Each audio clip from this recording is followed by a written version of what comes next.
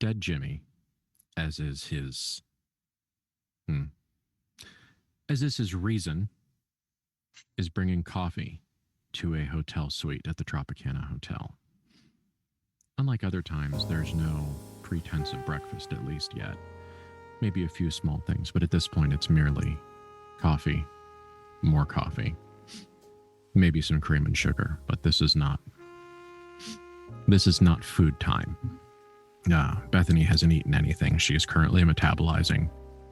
Well, Bethany's metabolizing a lot. It's, out of everybody, Bethany's stomach probably remains fairly sedate. So Jimmy knocks on the door. In one hand, there is a tray, with a updated carafe of coffee and a few other things. And in his other hand is a small paper and twine wrapped package. Who answers the door, or is it merely left open from the last time someone delivered coffee? It's not left open. No, we don't do that. That's fine. But yeah, Bethany will go answer the door again. Okay. Jimmy, at this point, Jimmy's brought things to your room a couple of times. He does have a full-time haunting. Is it a job anymore? Is it a haunting, a binding? We're not really sure. All we know is that he's probably not paying union dues. But Jimmy's brought things several times to the room, so probably there's enough body language that he knows whether or not to bring it in or simply to put it on the floor and run. Are we letting Jimmy into the suite today? If Bethany is the only one up still, yeah. I imagine. Yeah. Matthew is probably currently still in the bathroom. Yeah. Getting ready. It's probably also still knock quietly o'clock. Yeah. There's probably not the authoritative bellhop rap on the door at whatever unpleasant hour this is. Yeah, I feel like Clara got up, was sick, washed her hair, brushed her teeth, and was like, I'll be out in 5 minutes, and is passed out in the bed again. It's part of my process. So yes, Jimmy drops off the coffee and places the package just so on the table, making sure it's probably a perfect 30, 60, or 45 degree angle to something. And he says, a personal package for you. I believe that the sender and you discussed it already. Thank you, Jimmy. You're welcome. Enjoy your morning. And with the poise and aplomb of a member of the service industry that has seen the people that pay his bills do terrible things in the last 12 hours, he leaves and shuts the door quietly behind him, leaving you three, coffee, and what we think might be the wallet of a dead woman to deal with yourselves. Bethany, are you still running hot, or have you cooled down into a more quiet but dangerous anger? Quiet. It's been some time. Okay.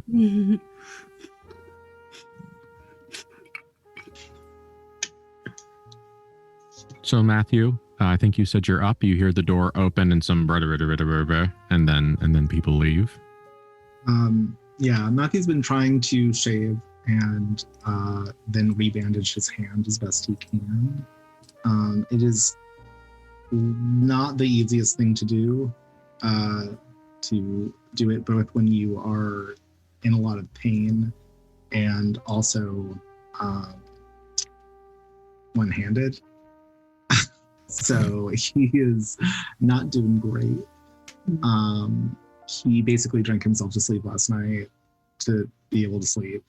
And that is not a great way to wake up, especially because it fucks up your circadian rhythms. So once he finishes shaving and rebandaging his hand and throwing up a bit and then brushing his teeth again, he will finally come out of the bathroom. And he's just that sort of very tightly controlled anger. And it's not directed at Bethany, but it's very present. Okay. And he will look at Bethany, and there's a little bit of that sort of like shame in your eyes when you know that like you've done a thing that you don't want the other person to have known you did, but they do, but you don't want to talk about it. And then just kind of nods to her and grabs some coffee and puts a lot of alcohol in the coffee because that will make him feel better.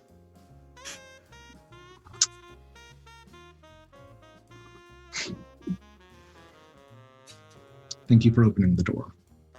I was already up.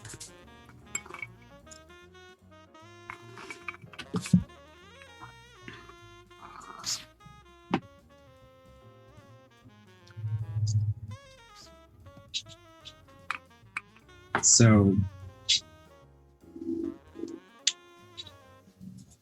that could have gone better. Yes.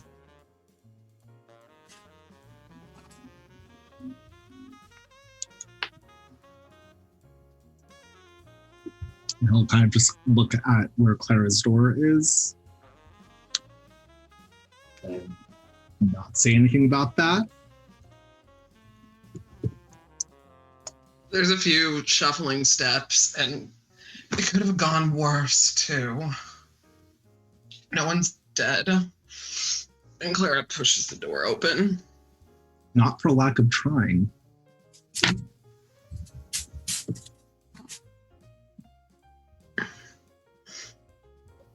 We've had worse nights.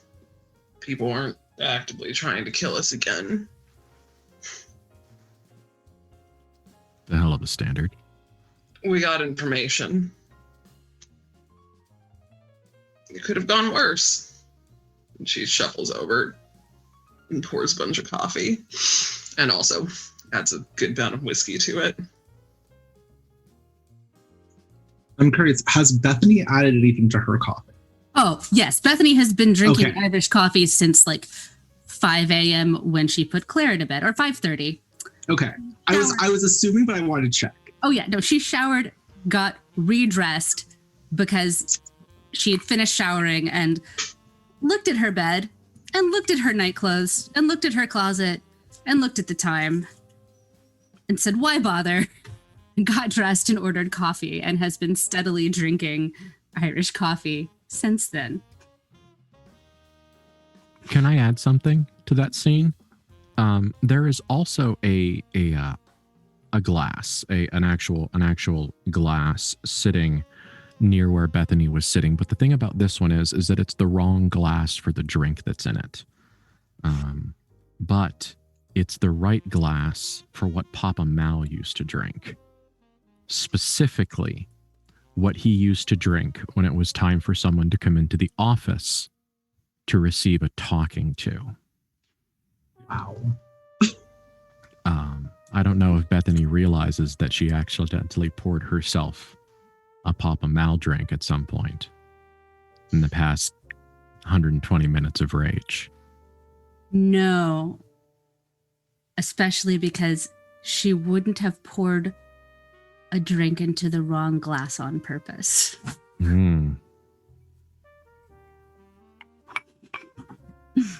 It's fine. This is fine. Fine.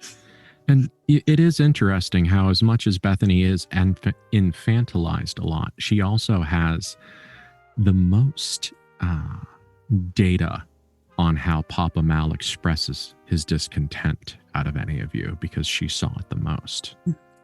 Oof. Mm.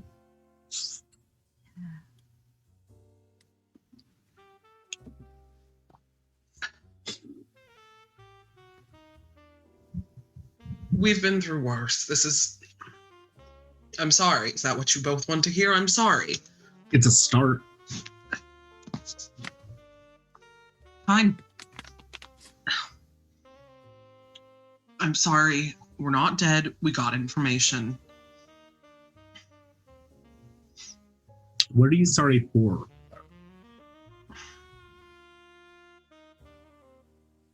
Continuing to play that game, I guess. Why did you do it? We had gotten what we needed from it. I was having fun. And we could have gotten probably more out of him. And I was ingratiating us to him. The odds were obviously to the house. They always are. I still walk away a winner more often than not. I'm good at it. And this was one of the times when it was not.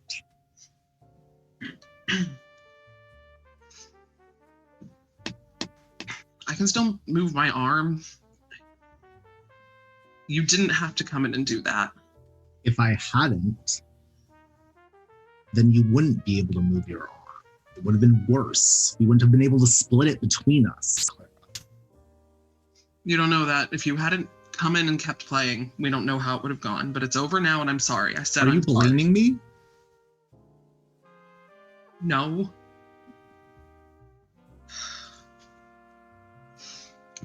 How was your night, Bethany? You know how my night was. I was not entirely in my right mind. Which part of the night are you inquiring after? How did it go with your lady? It's fine. Pleasant. Fulfilling. Good.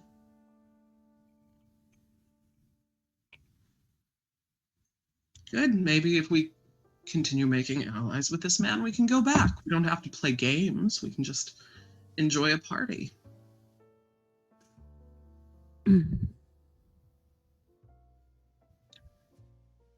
Suppose.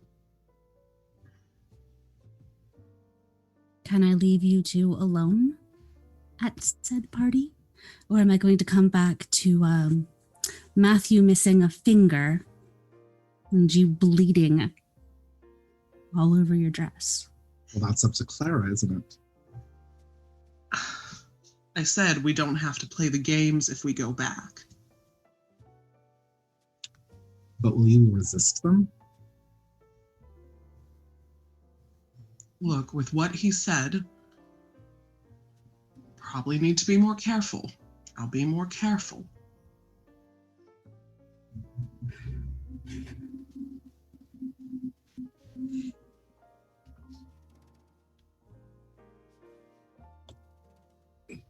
I'll be more careful. It's worth it.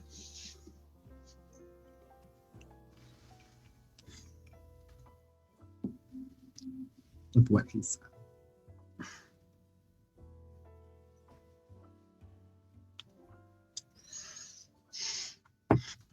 Matthew will refill his drink.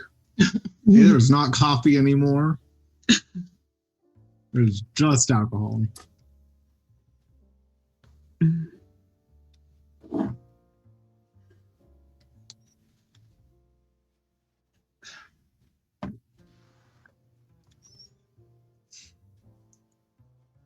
Look, Jimmy brought what he said he would. We shouldn't get completely wasted and waste this entire day when we have work to do for the man.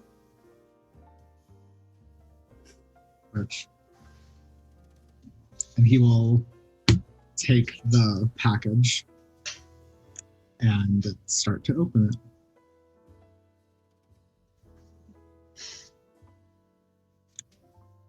Okay.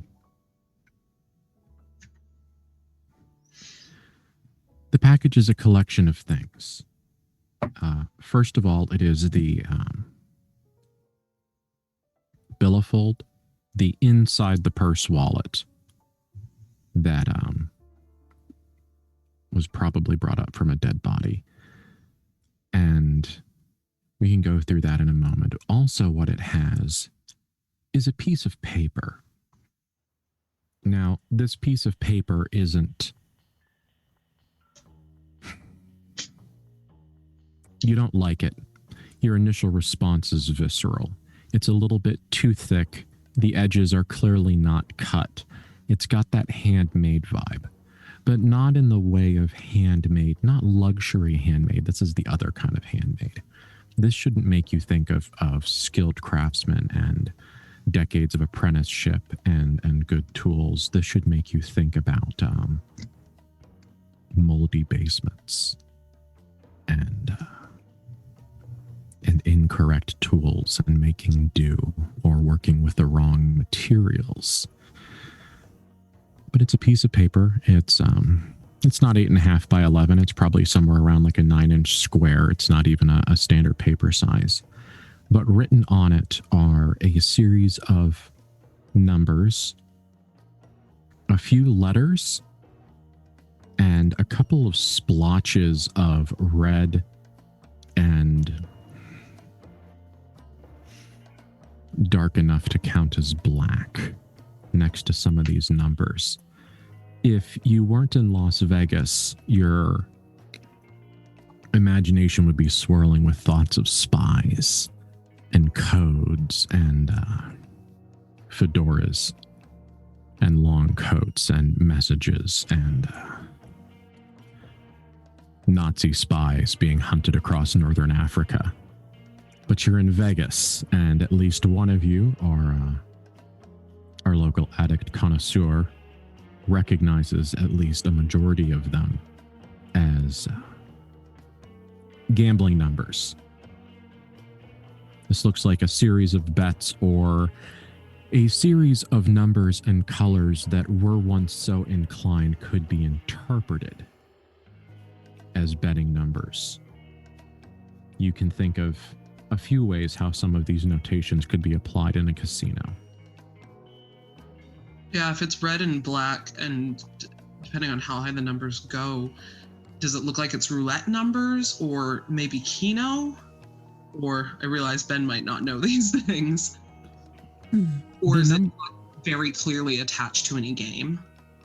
Some of them must be roulette numbers, but there's also a series of about 30 numbers scrawled down the side. So this isn't like a series of calm and ordered notes. This is a very disordered piece of paper. It looks like you could see that there are chunks where a piece of paper, or it was held in a certain position, and then some numbers were written, and in a different time, generally at the same long period of time, but in a different moment, it was held in a different way and different numbers were written down. It strikes all of you more as a sheet where notes were taken, as opposed to something that was formatted and designed. There are some that, if you want to look at them one way, they're either, these might be blackjack numbers, because none of them really go over about 25 or 26. But they don't have any color associations with them. So they're too big for craps. Mm-hmm. There's no color data. So it's either a weirdly specific set of, what did you say, Keno numbers? Yeah. Or maybe blackjack. But not all of these are numbers that would be in a card deck. And not all of them are winning numbers.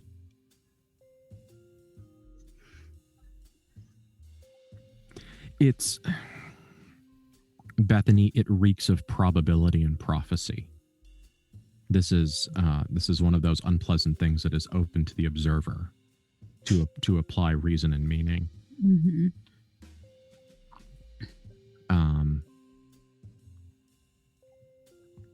There's a small knife, and this is like a cute.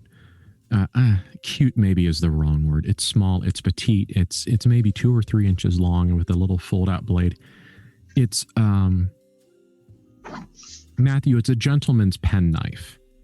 It's the kind of small knife that a lot of men would keep in their pants pocket or in their suit coat just for the purpose of opening letters or cutting or just being necessarily masculine.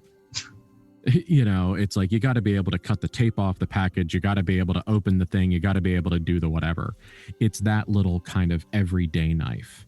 I mean, he probably used one to open this package, quite frankly.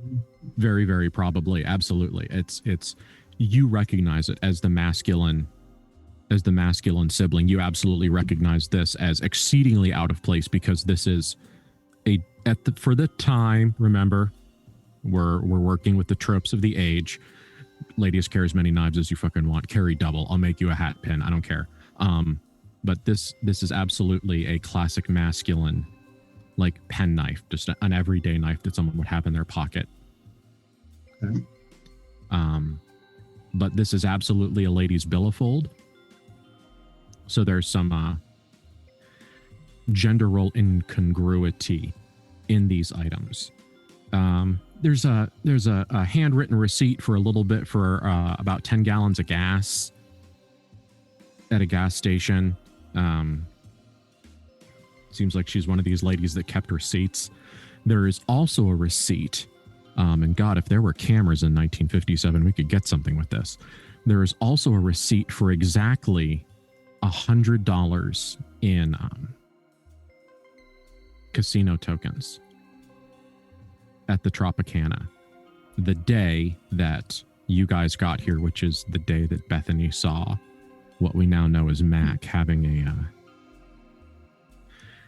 a ominous conversation with an older lady.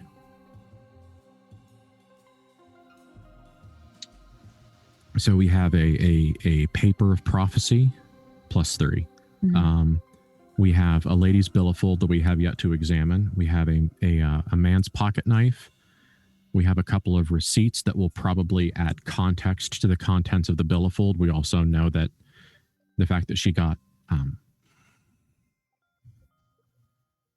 chips, casino chips here, that's not a surprise. We all knew that.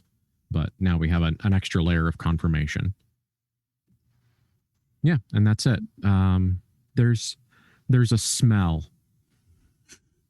The billfold is made of leather, and shocking absolutely no one, dead skin remembers the smell of dead skin. And so there is a sandy, not as dried out maybe as we wish it was, smell. This is laying next to a buried corpse for, what is it now, about a week, I think? Maybe a little bit longer. I think we've had some time pass. But it's laid next to a dried out corpse for a while. And so you probably don't want to keep this in your linen drawer. Yeah, Clara goes for the wallet, and the moment she steps closer, she, clearly nauseous and kind of backs away. And it's like, That's a lot of smell for a hangover. That's a lot for a hungover, like, sensory system to handle. Mm-hmm. Matthew straight up like holds his breath.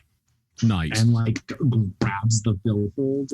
And he's still doing that entire thing, which is an extremely toxic way of dealing with your anger, which is just to have it just out there. And just in his like his movements are all basically like controlled violence. And it's just not a good thing. Ew. It's super gross. Please, no one act like Matthew Van Horst. And he will basically start just taking things out of the billfold and putting them on the table. Okay. And when he once he gets everything out, he will just like toss it down, and then he will breathe. Okay. Because he is also very hungover. Yes, like a angry, impatient stage magician, Matthew, with abrupt flicks of his wrist, display for us the grave goods that are contained within this leather wrapping. There's a handful of cards. Wallets are funny. Billfolds are funny. They collect your ephemerma. They are your soul in paper form in many ways. And this one is no different. There's some cash, some coins in one of those cute little side pockets for coins. There's no photo ID. Not in there's a driver's license, I think. This gal's name is Annette Miller. She seemed to be, well, she's dead now, but she seemed to be about 48, 49 years old. 48, 49 years old. And she is from St. George, Utah. Which, I don't know if any of the characters are familiar enough with the geography of the Western United States to know where that is, but it's the age of the Atlas, so you are a phone call to the concierge away from all geographical information you wish you could know. Guys, it's seriously, concierges are Google. They're everything you need in human form. Be nice to your concierges and tip them. There's it's the detritus of life. A couple of business cards, probably like a club card, like a Rotary or something. That's it. Now, what exactly did they were they asking? Do you remember what Mac wanted? He wanted us to basically find who was sending the cheaters, essentially. Mm-hmm. And in that vein, I would like to look over the items that are now kind of like laid out of this poor woman's life, essentially, in item form, and use magical intuition. Okay, well, let's roll that and let's see what we get out of that.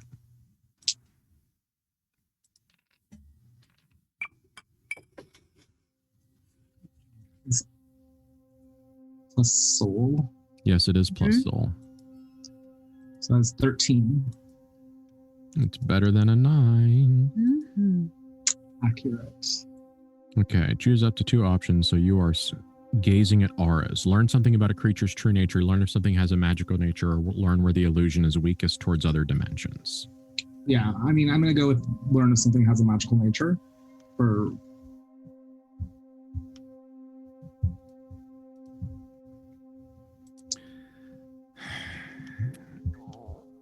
no. Okay. There is no magical nature. Like, there's nothing magical about this stuff. The page, the paper has a vibe. It is made of maybes, but there's a vibe, and it's weird because it kind of reminds you of some of the things you've seen before. It's got that Metropolis influence to it. Interesting. But it doesn't. Like, it's difficult. You recognize some of the glossy metallic vibe, but it's there's something else going on. The vibe you get is actually kind of a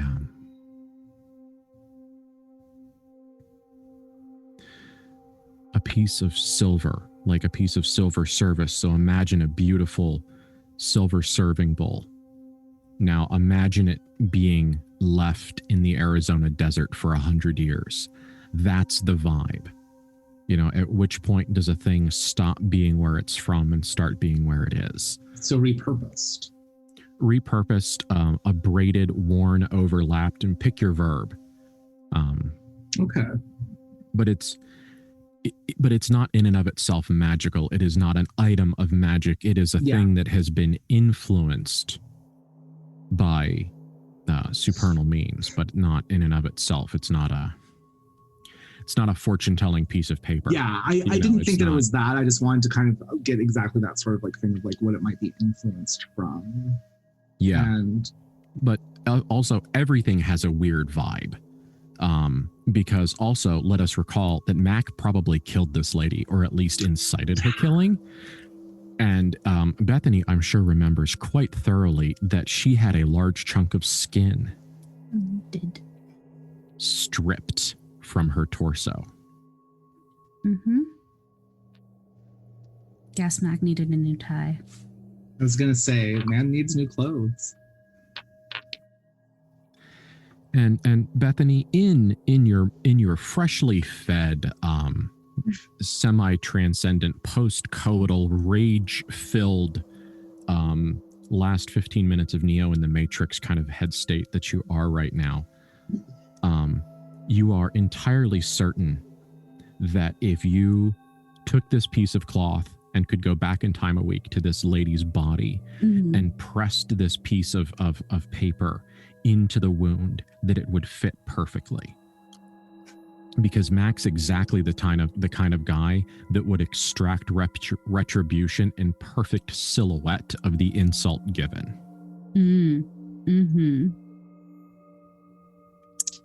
Yeah. Well, Matthew will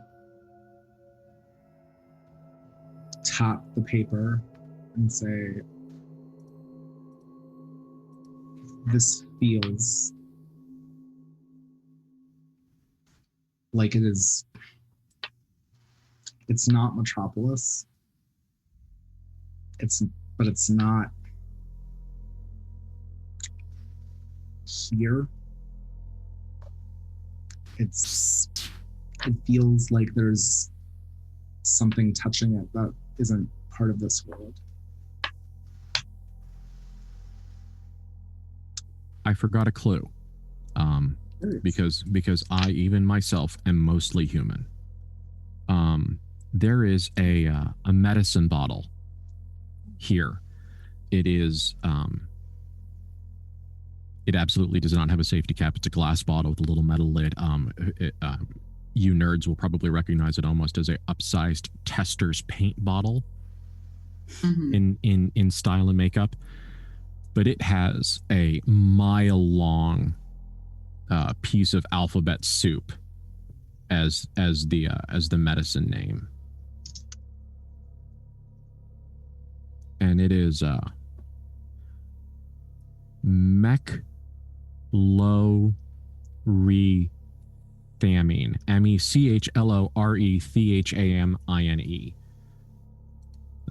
And I have no idea, one has no idea what the hell that stuff is, because it's certainly not, it's not anything that any of you would recognize. It's such a long name, and it doesn't seem to have any real indicators. It just says take twice a day with food and water. So, but that is in Annette's name, by the way. And the fulfilling pharmacist is in St. George, Utah.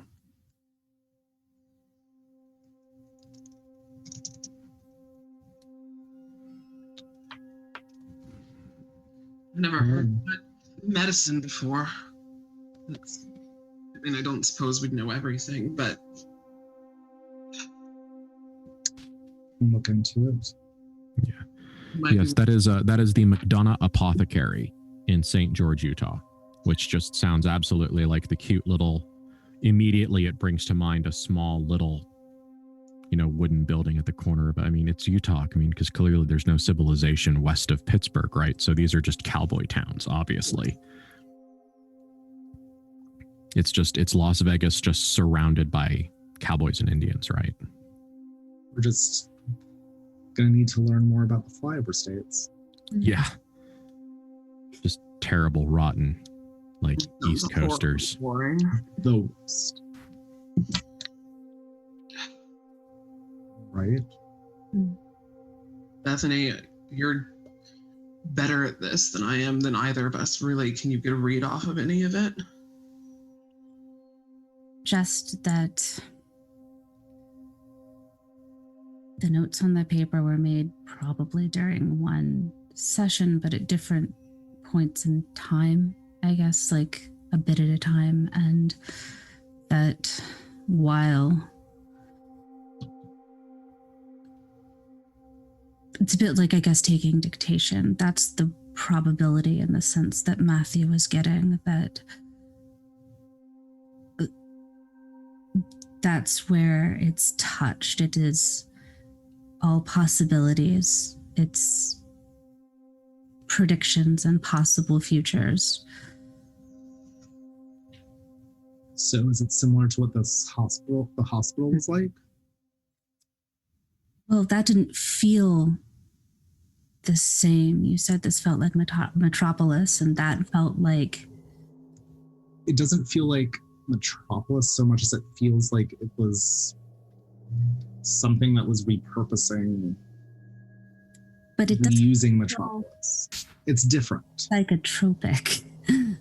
Yeah, it doesn't feel... Well, we don't know what this medicine is. It might be a hallucinogen. Could be. We need to look at it. Think little Annette from St. George does hallucinogens? Or Doctor. I wouldn't have thought that little Annette from St. George was going to casinos either. I bet she was sick and desperate and trying to raise money for her poor family before she died, or some operation or something. Probably. That's what people gamble for. That's what people risk their lives for. Desperation.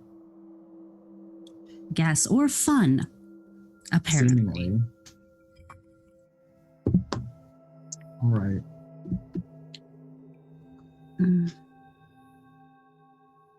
In that theory, then there might be people that she left behind. Somebody there must know how she found these numbers. Worth a try.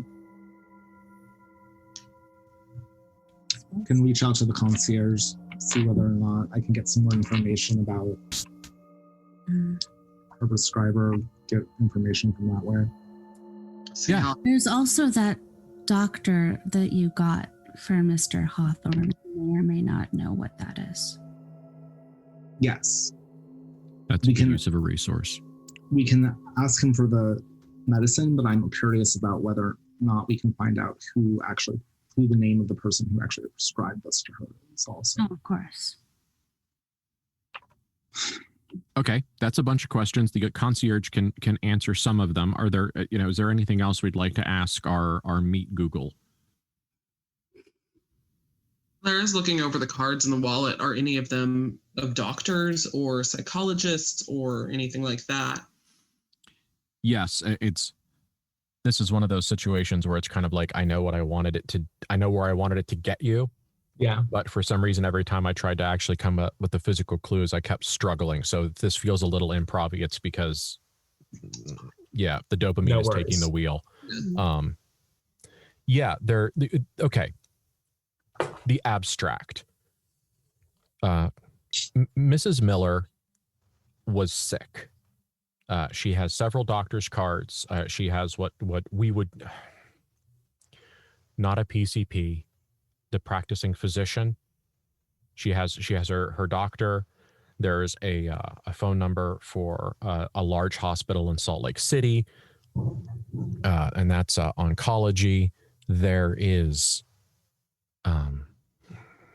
grimly a card for a funeral home. Now, the card for the funeral home gives an extra piece of story because it's a little crumbled. It's a little damaged. If you imagine I don't have anything that's the right size. If you imagine a hand clutching a card and sweating a little bit, and the way that when you hold something, the hand sweat starts to affect the paper, and smearing that are what looks like some numbers written on the back. There are no good reasons why someone puts dollar amounts on the back of the card of a funeral home. Yeah.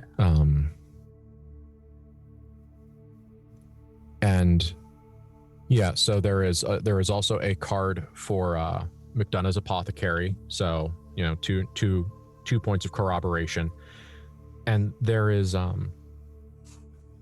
phone number for like an office, like a secretary. I'm probably not using the exactly technically correct term, but there is a piece of paper that is that is a small, kind of almost informal card for the secretary of a temple, question mark, church, question mark. It is the St. George, Utah. It is the St. George Temple of the Church of Jesus Christ of Latter-day Saints. Okay. But that's like the card for a secretary or an office person there, or at least attached to it.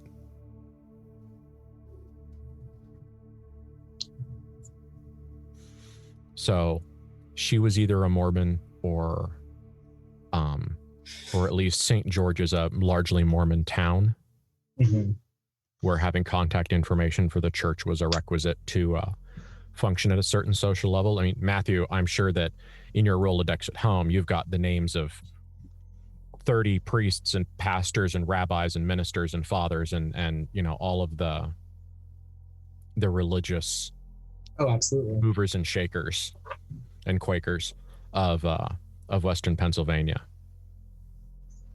So yeah, so she's sick. St. George is a Mormon town, and or she is Mormon. And yeah, somebody died, or they were getting ready for someone to die. So this is someone, whoever was the one who gave her these numbers is specifically looking for people who are desperate and have very little to lose and a lot to gain, which I guess is how big gambling works, isn't it? Mm-hmm. All right. Probably the vibe that you would want to get out of this is predatory. This is not the wallet. Now, obviously, a wallet doesn't tell an entire story, but this is not the wallet and billfold of a gambler. There are no there's no racetrack data. There's no lucky cards. There's Clara's racking her brain thinking of every gambler that she's ever known and how there's always something luck related, or they've got some detritus of their habit somewhere on their person, and it's not there. I mean, even if she was just, you know, playing blackjack in the back of a local bar or restaurant, you know, there had to be something here, and there's nothing. If there was someone who was powerful enough to be able to give people basically something that could influence the game, that is outside of this world in some way, and they are sending them to a casino that specifically has someone like Mac in them, this seems more like a sacrifice or a hunt than it does actually trying to give this woman a chance, because Mac seems to feed off of the thrill and glory and enjoyment of gambling and chance. He didn't care if he won or lost. He just cared that people were playing the game. This is someone who sent a woman with certainty into the jaws of someone who needs chance. And there is no way that someone who had the power to be able to do that didn't know that Mac was already here. It's a very Cold War vibe. It's a lot of spies posturing sort of thing. It's a message. This person is trying to send Mac a message or a gentle threat, which is why he wants us to figure out who it is. It'd be easier if we knew who Mac's enemies were. Yes, feel free to ask that particular non-human I'm for a sure. list of everyone that doesn't like him. Right? Yeah. Mhm. We should ask the concierge how hard it would be to get to St. George, Utah. It might be a long drive, but maybe we could use some time in a car and fresh air. I don't know. We can ask. Do you? Worth asking. At least. Absolutely. So do you ask the concierge where St. George is, or do you simply ask the concierge if they could get you an atlas or some kind of folding map? Why would we look at the map ourselves? I'm just saying, like, I mean, first he'll at least first ask, just where it is. And first of all, road names are for poor people. look, David will be driving the car. David's the one who has to figure it out if it's worth us going. Okay. Or if a flight exists and we want to charter a yeah, small I was gonna say we could just take a nearest plane. airport. Like I'm more interested in where it is, not necessarily the street, because I'm assuming that we probably want to not do a road trip. Okay. Well, do you at this point involve David in this decision, like in this data collection process? I would first want to ask the concierge to know whether or not it's even worthwhile. Oh, yeah, absolutely. Well, first of all, good news, bad news. It is, it's almost a straight north-south shot. Okay. It is about 120 miles northeast on Interstate 15. I mean, it's literally get on 15, go north until you end up in St. George. How long would that take by car if we did it by car? Realistically, if you're not pushing it, maybe 2 hours.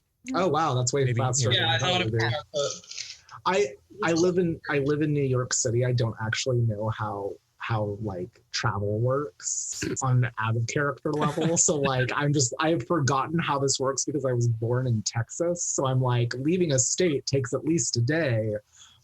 Yes. So I forgot that there are states where that doesn't happen. Right. Well, so yeah, this is like, very exciting. You could probably say that since the Van Horsts are, how do you say, inefficient. Oh my God. It's accurate, but it's sad. Yes, it is difficult to get a garbage fire rolling down a street. You're not wrong. I know. I had to figure out where the noise was coming from and whether or not it was me or elsewhere. Oh, sorry. That's again, I live in New York. New York. Realistically, it'll probably take about 3 hours, maybe 3.5 from the minute you say, and we go, until the minute you arrive and park and get out of the car. It's 120 miles. Technically, if you wanted to do it in a mellow 2 hours, you could. If you wanted to do it in a hyper aggressive 90 minutes, you could pull it off. But I mean, realistically, you're probably going to stop because it's hell ass hot. Mm-hmm. And you're going to stop and drink something cold and stand outside and complain about the heat. Mhm. Yeah. You know, and so there's, go to Sounds the like world's us. largest ball of yarn or whatever the hell's on the way. Oh my God. Yeah. Yeah. So I think that after we find out that, that's when we'll want to like get David involved, because there's no reason not to go if we Yeah. find out that it's that quick to go, It- unless yes, someone has an issue with it. realistically, it depends. I mean, if you wish to maximize personal comfort and efficiency, then you could probably get a little prop plane to get you from here to there faster than driving. Leave David unsupervised. I mean, Yes. David wouldn't, that implies that we wouldn't be taking David with us, and we are absolutely going to take David I with was like, us. Who knows? Maybe he'll get walkies. We don't know. he might need them. He might need walkies. By the way, actually, that's a thing that I might want to bring up. Because we need to make sure that everyone in the group has their dirty laundry hanging off the same balcony. I mean, I don't think that Matthew has actually mentioned to his sisters yet that David is going on unsupervised walkings. So he should probably do that. So like as they like start talking about like logistics and things like that and bringing David, Matthew will kind of pause and just say, I think that David has been killing people while we're away. Oh. Well, Do we know who? No. He says he's been careful about it, but I also am unsure of how careful is. I caught him washing up in his room, and there was a lot of blood. Not his. well, that's good. There hasn't been any mass murders in the news, or Have we really been looking? no? Good point. Nobody talked about it at the tables. There hasn't been gossip, at least when I was gambling the other day. Well, that's good. I thought that it was worth mentioning. We should pick up a newspaper. We can read it in the car. While he drives? Certainly. Yes.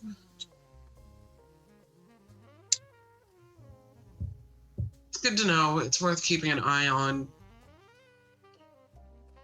This is awful to say. Worse things have happened. I just don't want him in trouble. Well, yes, that's my worry as well. I mean, him and then in conjunction us as well. We can ask him in the car. He's a full-grown adult. He's Yes, please ask David about his serial murders while you're in an enclosed space car? that no one knows where you are. Please do that. While love he's that idea. driving. I only got like 2 hours sleep. I'm tired. I will say that maybe this is something that we should broach at some point. Maybe not today then. Maybe not today, but I felt we should all be aware of it.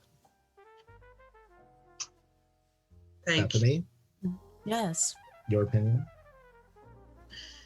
We should read a newspaper, look for missing persons, ensure that it's nobody anyone is actually missing. All right. So let's do that. That's another thing to ask the concierge for. Can we have some papers? Oh, yeah, that's like the easiest part. It's Yeah. just yes, yes. No reasons, just to need to check if our serving like our good man is murdering people. That are noticeable. Because we're Well, terrible. Well, yes, thankfully there is no bizarre string of murders rocks the strip. Yeah, That's lovely. So that's good. So whatever David did, it didn't make it to the first 12 pages of the paper, which really means if it's not in the first 12 pages, it didn't happen. I'm quite proud of him for that. Yeah. There is an atomic test tomorrow night. Oh. Is there? Yes, there is. I Whoa. checked. That is frustrating if we're going to need. So what I'm hearing is that we need to be back here by tomorrow night, or I'd like to be. If being in Las Vegas for another nuclear test is important to you, then yes, you would want to be back here by tomorrow night. I mean, there's no reason not to. Do you not remember the terrible, unspeakable giant striding through planes that aren't your own? Okay, I mean, but that's we killed a that. good reason. We killed the person who was doing that. We. What do you mean by Bethany? chemotherapy? Bethany killed the person who was doing that and ate them. So really, what's important is learning more about how that's going down. I'm sure it's. it'd be worth being back and maybe going to one of those parties again and watching it. Maybe, I don't know if there's any magic or rituals or anything you wish to do, Bethany, but if we can figure out how to pull the power of it. Oof. I would rather us having that power than anybody else. You say oof, but that is exactly what I was thinking too. So great minds think alike. Yeah, just because Matthew's thinking of it doesn't mean it's not oof. Maybe that means that it's more oof, quite frankly. Gonna have to doof all down. Hell, we could, I don't know, I wish I understood how your gifts work, Bethany, but if you could get a clue as to who is doing this to Mac from a completely different source, that would be a powerful bit of literal power behind your research. We also need to learn how to not only have Bethany be the one who knows how to draw power. Yes. And finding ways to open our own selves to this is also important to me, at least. I would like to. Because we cannot use Bethany as a crutch, correct? And he will look at Bethany. Yes, of course, Bethany. Making you redundant makes perfect sense. Look, she asked us to follow her. I did. No, this actually is helpful. Not making Bethany do all of it is helpful because then she's still stuck. We each have our own talents. I would like to see yours grow as well. So we'll try to get back by tomorrow night then. Okie dokie. Let's see if that happens. That's an exciting goal. Mm-hmm. So that's when we'll reach out to David. Yeah. Okay. David comes in with his own cup of coffee. Good job. Yeah. It looks like he was up and getting dressed, and I mean it's you know, he's got that you both have seen Matthew in this same mode of dress where he's kind of like, I was halfway through my morning ablutions and then I was called into a social situation. Yeah. And you know, you can tell that, you know, maybe there should be a pair of suspenders on, and you know, a few things, you know, some things need straightened out or buttoned down or folded or you know, that last few minutes of ritual. But David comes in. He seems very calm. Yeah, he greets you all warmly.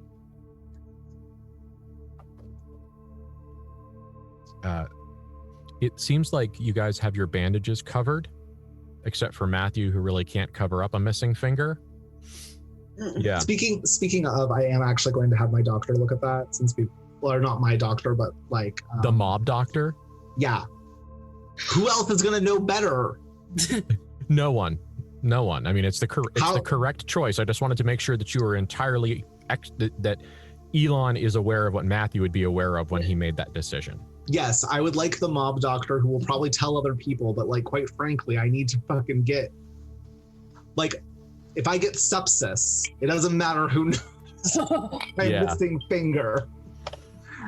And like, when you cut through bone, you make choices in your life. Yes. This is the end of Matthew buying whole chickens too. So like he ever deboned them himself. Right. What's all the all? Like, come on. Yeah, okay. So we have several information gathering tasks to do. So we'll make sure that we address all of them kind of in an abstract but thorough way. So the first thing we do is let's deal with David. Mm-hmm. Yes. Who comes in with a cup of coffee, and he seems to kind of have that like, we're going to be busy today.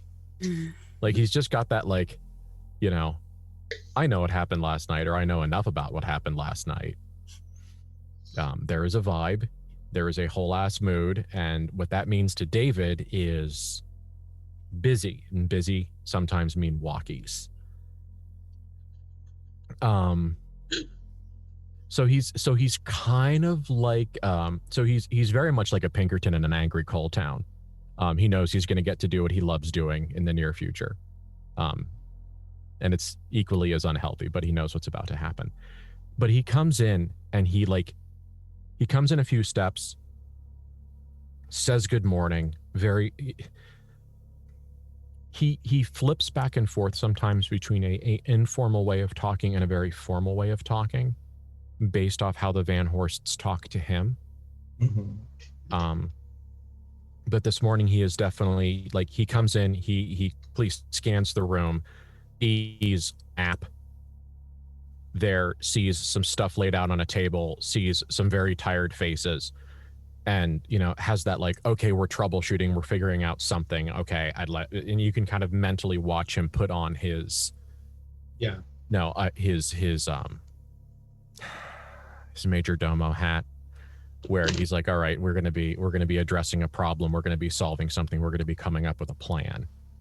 Okay. And then he stops, and physically it is his deep through his nose inhale, it is physical. You can watch his nostrils swell, and you can watch his ribs expand as he takes in air.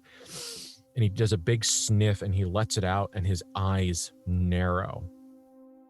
And he takes a second sniff, but this time when he does, he opens his mouth as well, and he draws air in through his nose and over his tongue in a very, what is it? A Flemons organ, where predatory cats have an extra set of sensory organs, related to their mouth. Yeah, he does a very animalistic scenting inhale. So the important question that I have, is he looking at Clara or Matthew when he does this? Because my guess is that he's smelling blood. That's logical, and he actually looks at both of you, and then at Bethany. So he's like, he would never actually glare. Not at you three. But the look he gives you is the look of someone who knows better than to glare, telling you that if our social levels were equal, I would be glaring at you. In that kind of like, now would be the time to tell me what the fuck is going on. Sort of like, I am ready to be informed, oh sir. sort of vibe. I am curious because he looks at he looks at like us, and then he looks at Bethany. Where does the I'm not glaring, but I want to seem to be most directed towards? He is absolute. Well, first of all, because chauvinism. Yeah, he's looking at Matt as the authority figure, as like, it's your job to inform me what the fuck is going on. So what the fuck is going on, sir? Mm-hmm. But the look he gives Bethany is very much like, the fuck did these two do?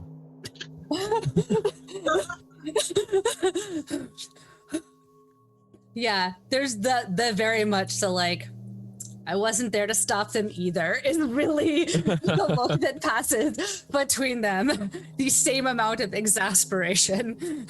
Yeah, I mean, it absolutely borders on insolent.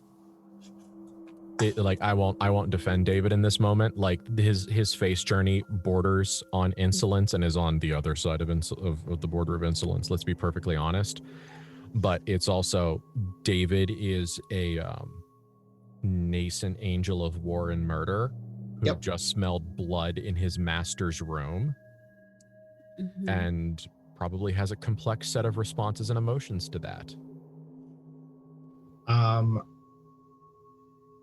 Matthew will actually turn on like full authority mode, because don't you fucking get there. Yeah, no, that's fair. I'm here for it. And we'll look at David and say, prices had to be paid so that we could get information.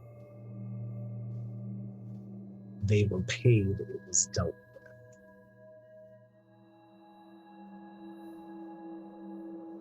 with. Okay. Thank you. Did you wrap that yourself? I'm going to the doctor after this.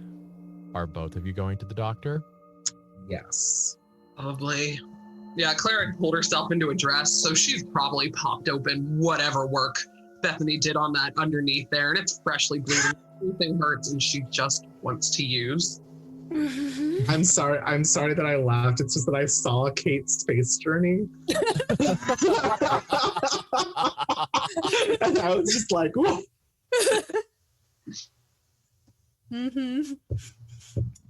Sometimes I imagine that Kate walks up to Erica after game and goes like, I love you, I hate Clara. Sometimes, like yeah. That's just part of like the post game. No, I just explicitly detail all of Bethany's feelings, and then she feels really bad about Clara's existence. Yeah. Oh. No,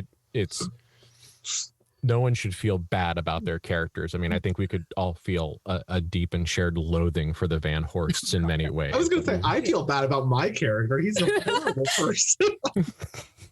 But, you know, basically, he's basically attempting to just shut that down. Like, we did a thing. It's not that, and like, I feel like Bethany and Clara know him well enough to know, like, it's not that Matthew thinks that they didn't absolutely 100% fuck up, but there's a difference between saying to your siblings who you consider to be your equals, yes, we fucked up and it's really bad and this is what happened, and having and saying to your subordinate, like, I fucked up. Like, one of these things, like, Clara and Bethany know that Matthew's view on this is that this was a 100% fuck show. In the case of how Matthew is portraying it right now to David, everything was done for a purpose and he is in control. Yeah. Yes. Choices. Yes. Whether or not this actually works, who knows? Well, how about you roll, what is it, influence other? Oh, well, at least I've got a good score for that. Yeah, let's see if it works. Yeah, that's plus charisma. A bold move, Cotton. Oh, okay. 16. Okay. Cool. The way you present it somehow seems to get inside David's brain and flip a series of switches. And by the end of your, like, don't you fucking worry about it, just go get the doctor speech, his feet are shoulder width apart and his hands are behind his back. This hurts my soul, OC, but I see I am very pleased. Fair. And yeah, and so one of the things that is noticed by all three of you is, like, we all knew that David was in Korea, but in this moment, in this ever so slightly disheveled moment, you do actually, his dog tags have not been carefully tucked under his undershirt. Mm-hmm. So his dog tags do kind of make that little tinny tinkle tink noise as he moves. And with the addition of the dog tags, the parade rest position is all the more, like, very clear and telling.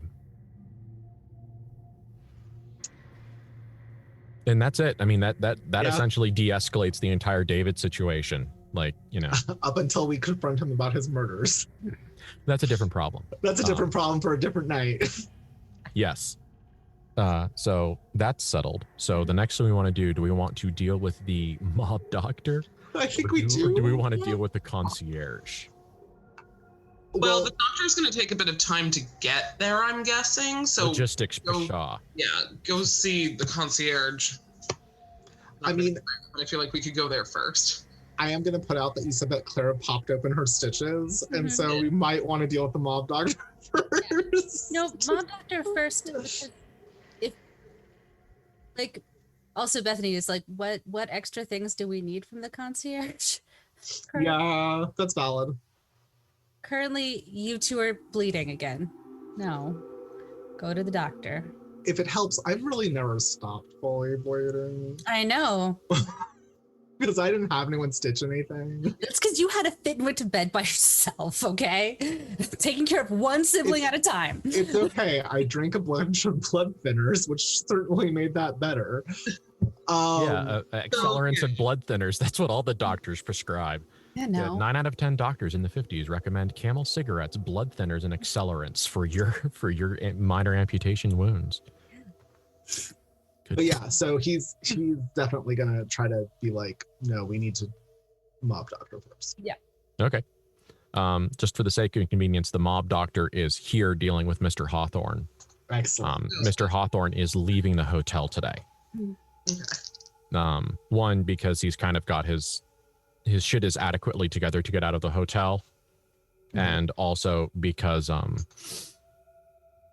he had stepped outside to take a walk and get some sun on him, and the mob doctor tells you this, and that someone used all of the words that you could imagine someone used at an upscale hotel at the black man walking around who clearly doesn't work here. Yeah, valid. Yeah. And asked what he was doing here and who he was going to rob and who he works for, and if Sammy fucking Davis can't sleep here, then neither can you. Yep. So that was a whole terrible thing, and so Hawthorne is done. Understood. At least he's done with this building. Yeah, Matthew's view on it is very much makes sense so that he doesn't get us in trouble, and Elon's view on it is, yeah, that tracks. Yeah, that's fair. That's super fair of his point of view. No, because I was sitting here like, because one of the things that we talked about in terms of calibration was making sure that when we used invectives and slurs, that we tried not to use invective and slurs that were currently in use. Yeah. And I literally sat there for a day at work for like 2 hours trying to think of a racial slur that I haven't actually heard used in the last 5 years. And I'm like, my entire list is still being used. Now, admittedly, my list isn't very thorough. Sorry, not sorry. But it's like every single word that I know of, I have heard deployed, like on purpose and hurtfully in the last 5 years. So, that's not going to work. And that sucks. So Mr. Hawthorne is getting maybe an apartment or another hotel, or I think we had somewhere. talked about setting him up in an apartment, like Yes. that would be in as horrible as it is to say, appropriate part of town, et cetera, et cetera. Yeah, a part of town where his skin color would not immediately raise a series of difficult to answer questions. Yeah, basically. And it's horrible that is a consideration, and we can all agree on that. But I'm going to say a very terrible phrase right now. Because okay. absolutely the one that Bethany would probably have said. A place where he would be more comfortable. Yeah, that is how they would frame it. And oh goodness, that's a terrible thing to have just said. But yeah. Yes, Yeah. but that's absolutely the rich white lady microaggression that would have been Yes. used at that moment. yeah, at that point in time. Yeah. But I yeah, think we could call that maybe a wasp sting. Ooh. Um, but yeah, so I think that because of the fact that so after they speak about that with the mob doctor, they will also be like, by the way, we do have a stab wound and an amputation we'd like you to look at. I feel like with Matthew, especially because of the fact that he's like, this is a mob doctor, I'm sure he deals with this all the time. Like, there's no lead up. yes. Yeah. It's just which like, is just also we absolutely have perfect. we have some things that you need to look at. We will of course compensate you. And he is legit just like, no explanation. Yes. Did we name this doctor? I don't think we did. Don't think so. It's not in my notes if we did. Yeah, it's not in mine either. So if the two great tomes don't have it. You're the two who have notes. So people who the take mob note. doctor gets all the way to FUCKI before he throws the brakes on his tongue. Like, by the way, we have a stab wound and a minor amputation. We need you to do that. And he went, you fucking okay.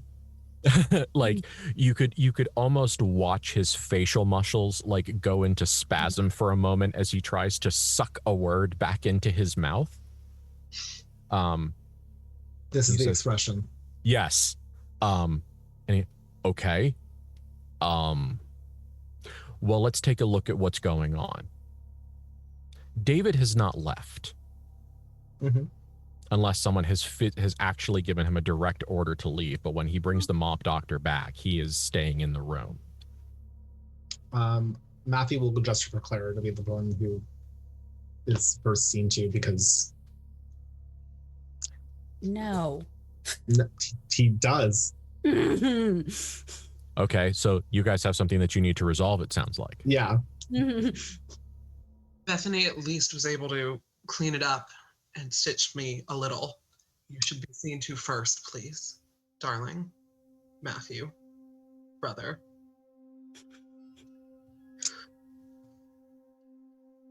Sure. He will gesture to go to his room so that we can have some privacy, Doctor. Okay.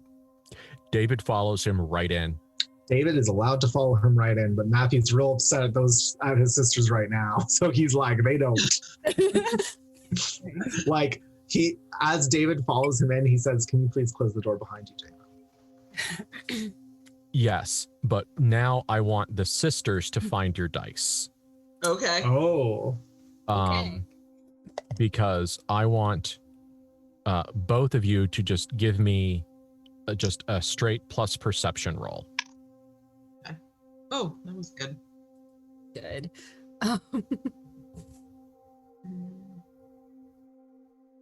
It's not going to be above. Oh, mine's a 17, so I'm good. Because mine is not.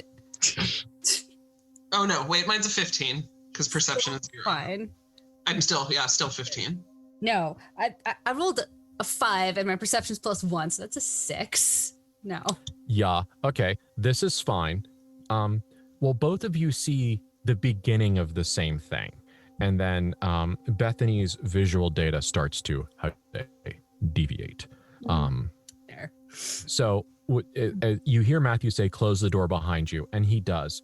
And it is absolutely clear that David has neglected to think about whether or not anyone could see his face, because the person he's worried about is on the other side of that door. And so he's like, okay. Yeah.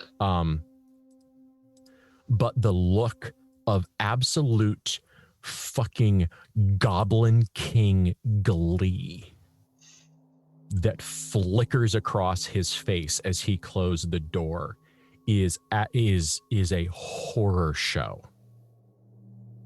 Like it is the smiling eyes above the gas mask. I am very curious why he's so excited, but okay. Maybe we'll find out. Yeah. Clara sees this immediately. She's like, David is way too entertained by this entire process. And it is difficult to ascertain why. Because, I mean, David's thoughts are both as a heavily traumatized war veteran and as a monster, as a embryonic monster, are, a little difficult to guess at. Bethany, you get the smile, and when he shuts the door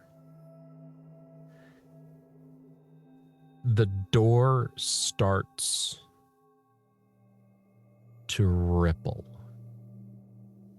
and the wall starts to ripple, and there is a fleshiness to the molding around the door.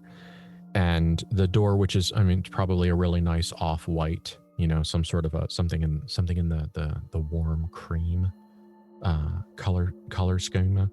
A redness starts to go through, and maybe there's a little bit like your madness took the palette of the rising sun and applied it and added a little bit of the blood.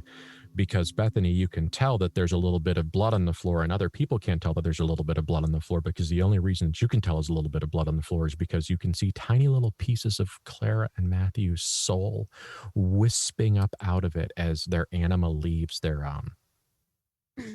their traces, and the door is now the grossly disfigured and disproportionate joint of Matthew's amputated finger. The molding is now the puckered skin, and the door itself is now the red wet flesh, and the doorknob is the little cute little like doll finger divot of bone sticking out.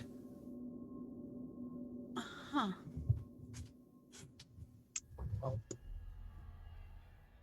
And maybe if you cauterized the door, you might be able to help your brother. Yeah, I could also maybe try to grow it back, but we're not in this place and I can't ask him about it. And they shut that door.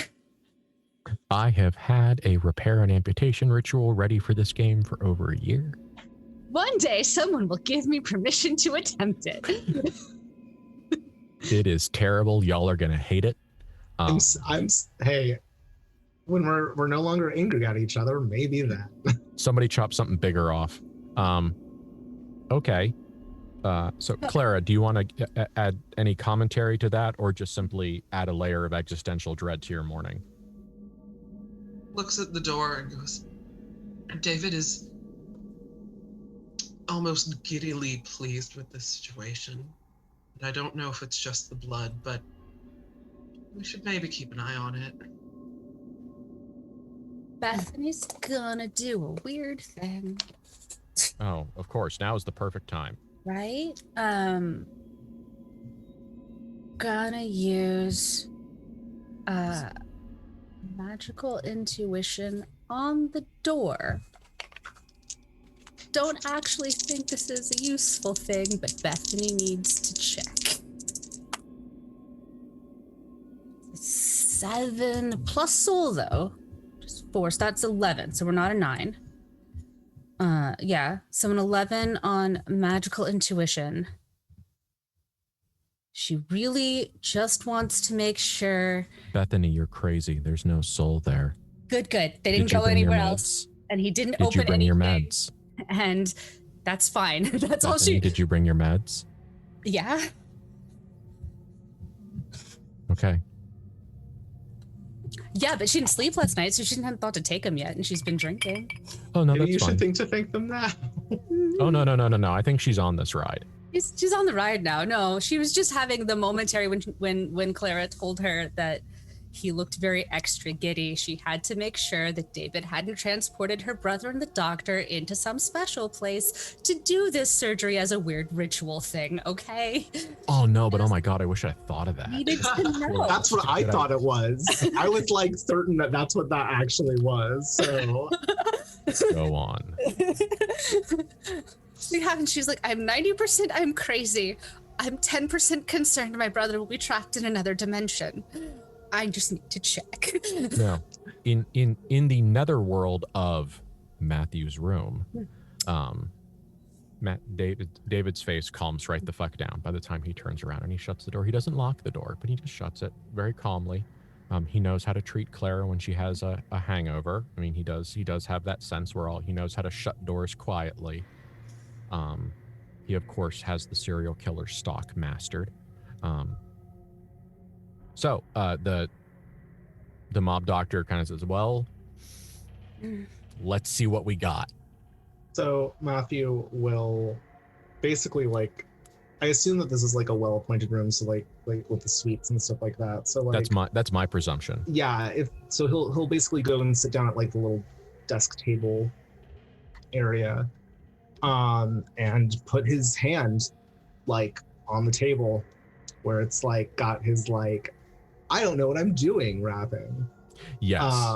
And like be like, this happened last night. Okay. That's where he's at. So the doctor and David look at each other and some kind of information is exchanged. It doesn't look like there's anger. It's very much a like, You comprehend this situation, don't you? Yes, I also do. Very good. And so the doctor, he's very mellow. I mean, clearly this isn't the first finger he's seen chopped off. That's why you go to the mob doctor. Yeah, he says, come over here, come over here. Let me, like he moves a lamp over, he like finds a decent source of light, and he had, David, whatever your name is, go get me a towel. And so they get a towel and they put it under there, and he starts to unwrap the bandage.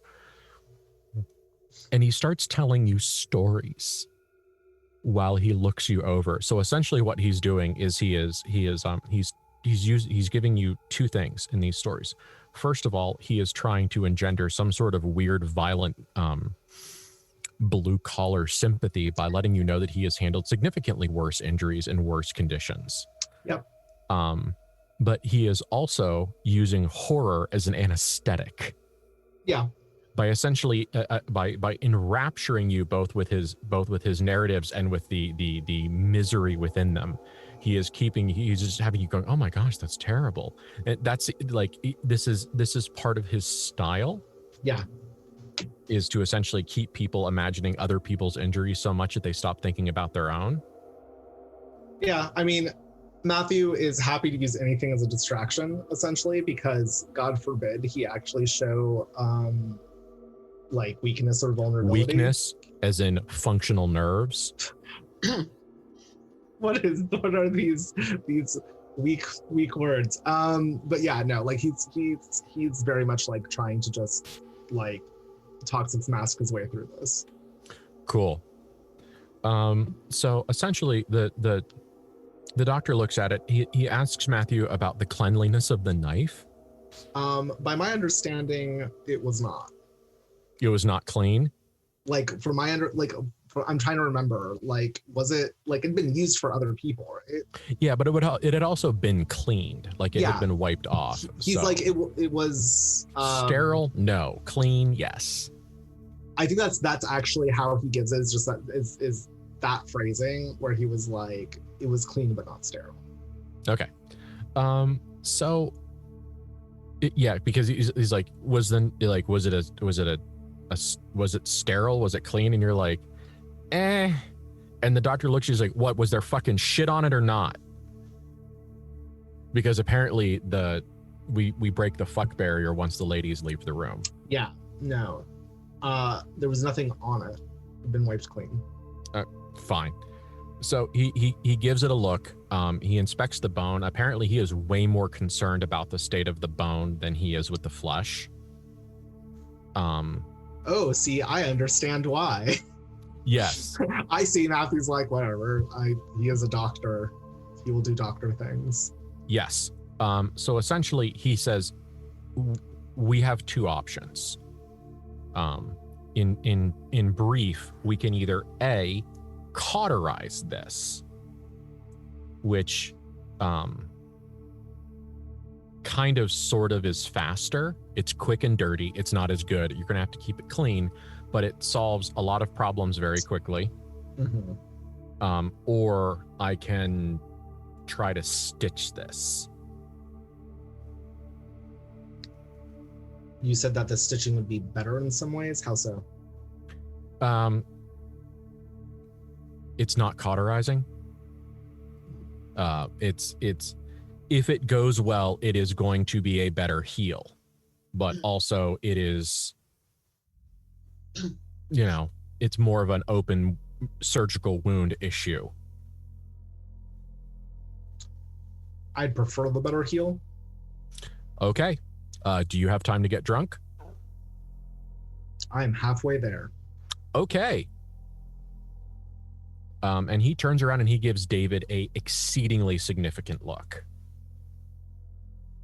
David nods, goes, walks out of the room, gives you two stitches, goes over to the bar, picks up whatever Matthew has been refilling his coffee cup with, and a glass, and plunks some ice in it. Clearly we're going to start fresh for this process, and walks back into the room, drags a chair over Matthew and sits next to you and puts the glass in front of you.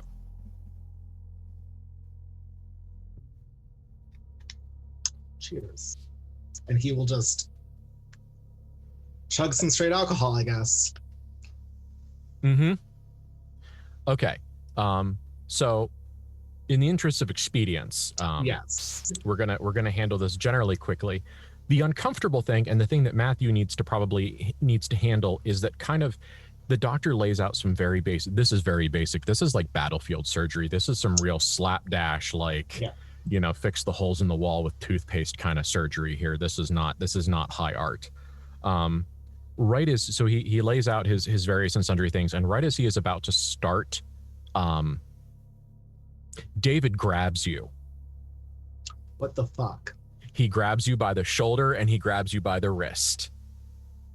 Gently but firmly. He says, "All right, Doc, do it." Let go, David.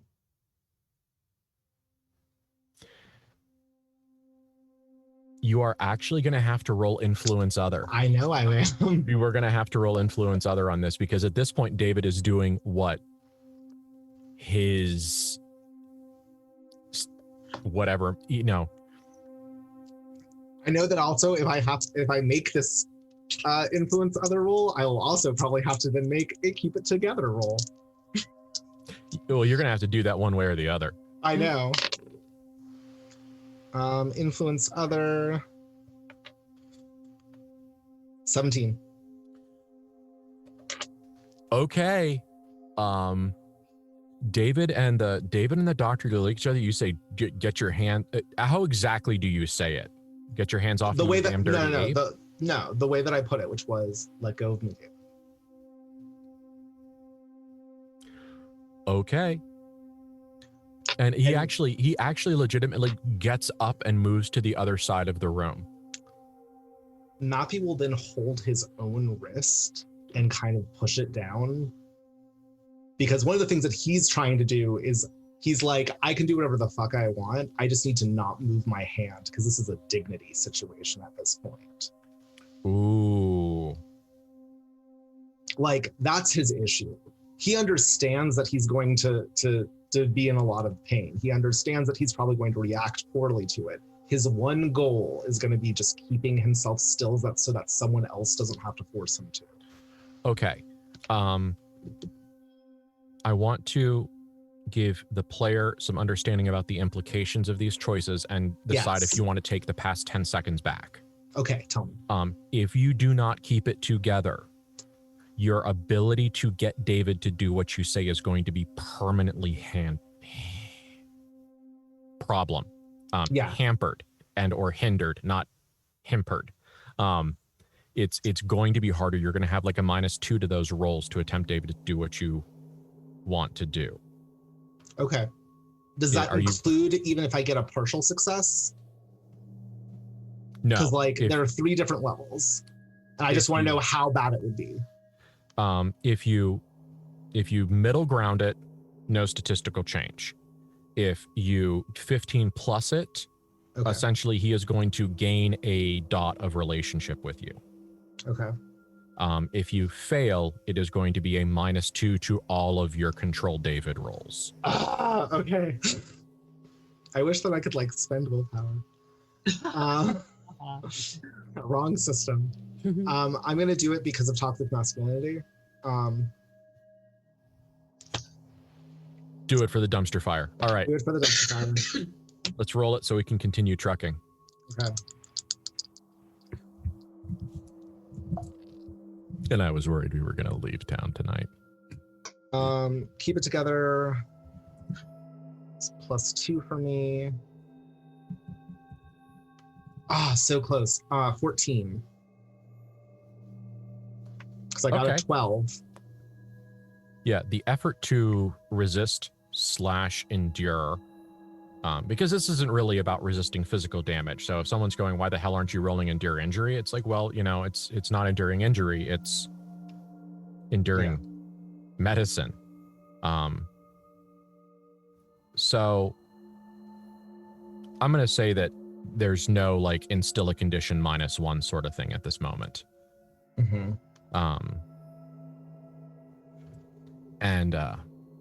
So yes, David is, Matthew is stitched. It hurt like hell. It sucked on toast. your grunts of agony stayed below like 15 decibels. So no soul rattling howl. And okay.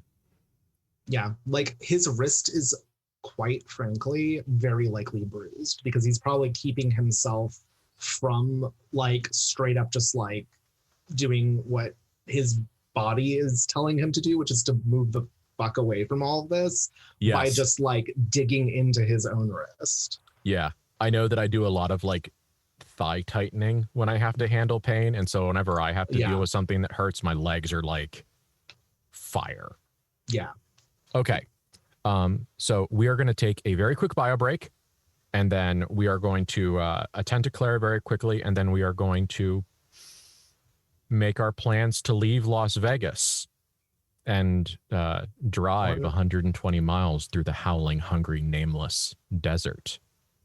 Right. Welcome back. Matthew, in what state do you come out of the surgery suite here? Well, drunk. Yes. And I think what happens is that he comes out and it's just that sort of like pinched face look. Mm-hmm. And he is going to need to beeline it to the restroom because a combination of drinking a large amount of straight alcohol on, let's all remember, an empty stomach and intense pain is a recipe for extreme nausea. Yes. So we don't need to go into that, but like he's gonna need to go to the restroom very quickly. Yes. That or he's been throwing up in the room. It's either one or the other. But I think that generally after that, he's just going to be like a lot of trying not to show that he is in extreme pain and dealing with the aftershocks of that. Yeah. So terseness. Okay. Matt, All right. Go. do you have any of the pills left from your last surgery? It might be worth taking one. That is something that I will do as soon as you get patched up. Fine. Do you want me to come in with you? Take care of yourself. I'll be fine. That wasn't what I asked.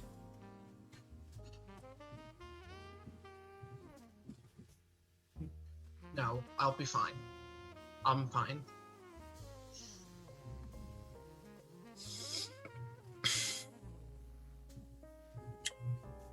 And he'll kind of look at the doctor and know that he can't really do anything other than like Grumble about it.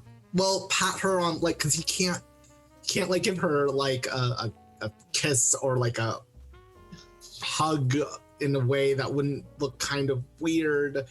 So he just kind of nods. She stands up and kind of goes over and squeezes his hand and goes, I'll be fine. He squeezes it back. If anything, being under extreme pain has at least made him less focused on how angry he is at Clara. For now. That's nice. It's the worst. We need that kid. The worst. Yes. Anyway. All right. So the mob doctor, Mr. Clarence says, "Come on, little lady, let's get you checked out." Thank you. David is not in the room. I wondered if he was going to follow or not. No, absolutely not. Yeah. His glee was only for me. Yes. Yes. The glee was for the dominance challenge. Oh. Yeah, she's doing it very much hurts to move her shoulder, but she's just trying to get out of the very unwise dress that she and I chose to be wearing. Yeah. So she pulls it off and kind of has her little slip on below it. Yeah. And there's the wound. So, the doctor is very different with you. He is very calm. He is very kind in his own kind of like blue collar rough way. But the other thing is that the player probably recognizes more so than the character is that this, for better or for worse, is a doctor that is used to handling abused women. That makes sense. And it registers that this is someone who is experienced in dealing with a woman who has been abused, and how he's not great. Like, I'm not saying that a mob doctor is an adequate replacement for a fucking therapist. Yeah. But what I am saying is that his awful nasty job has given him a skill set that involves dealing with battered women. And that is the skill set that he is applying to Clara. And so he is very calm. His movements are very slow, not lethargic, but everything he does, no part of him moves quickly. You know, every time he gets something, he's like, all right, I need this now. I need this now. Now, of course, he makes kind of a comment. He goes, well, you know, fingers look bad, but at the end of the day, you know, it's a little cut on something that you can seal up. It's when you poke holes in the big parts, though, that tends to make people a little nervous. So let's see exactly what you've got going on here. And that was way up here, right? Yeah, it was like right below her collarbone. It's like, I know what's... Yeah. Because like what my dumb machinist ass knows what's like underneath there anyway. So yeah, he's very polite, but he is also very firm. And so it reminds you a little bit of someone that's kind of worked back of house, where he's got that, like, this isn't your fault. You haven't done anything wrong, but I need to solve this problem quickly and efficiently. And and you can get the sense as you guys talk underneath his kindness that his methodology is designed to get you back out there. Mm-hmm. He even says that phrase a couple times, like, all right, let's get you back out there. And it's like, back out where? It's like, who are you treating that let's get you back out there is the line he's used to saying. Oh, dancers and performers, probably. Yes, of course. Yeah, that's... Yeah, what other kind of woman has to get back out there after being hurt? Yeah. And so he is gentle when he touches Clara, when, you know, he inspects the wound and then eventually cleans the wound. You know, everything is done gently but firmly. And it's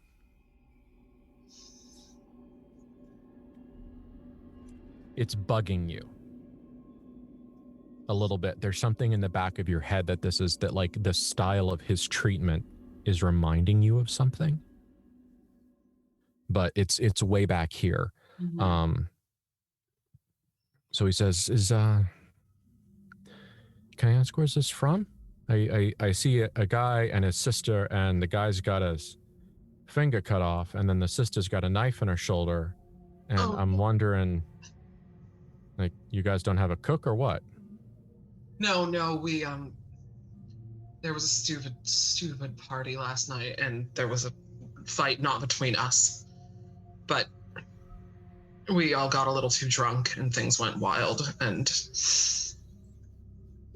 it was stupid. Okay. His entirely unconvinced okay. But so okay, this is gonna hurt. You know, he what's the word? Morphine? He disinfects. Morphine. Oh, okay. I guess are you ready to take a nap for the rest of the day? Even just half of a something, I don't know. I know it's just going to hurt, and I'd rather it not. It hurts a lot already. Okay, honey. Okay, that's fine. Yeah. And he goes and he gets the little needle, and you can, It's actually kind of nice. It's possibly like the most luxurious thing you've ever experienced is laying here with your shirt off in pain, knowing that someone else is going to set up your hit. Yeah. Like, this is like the addict's version of being fed peeled grapes.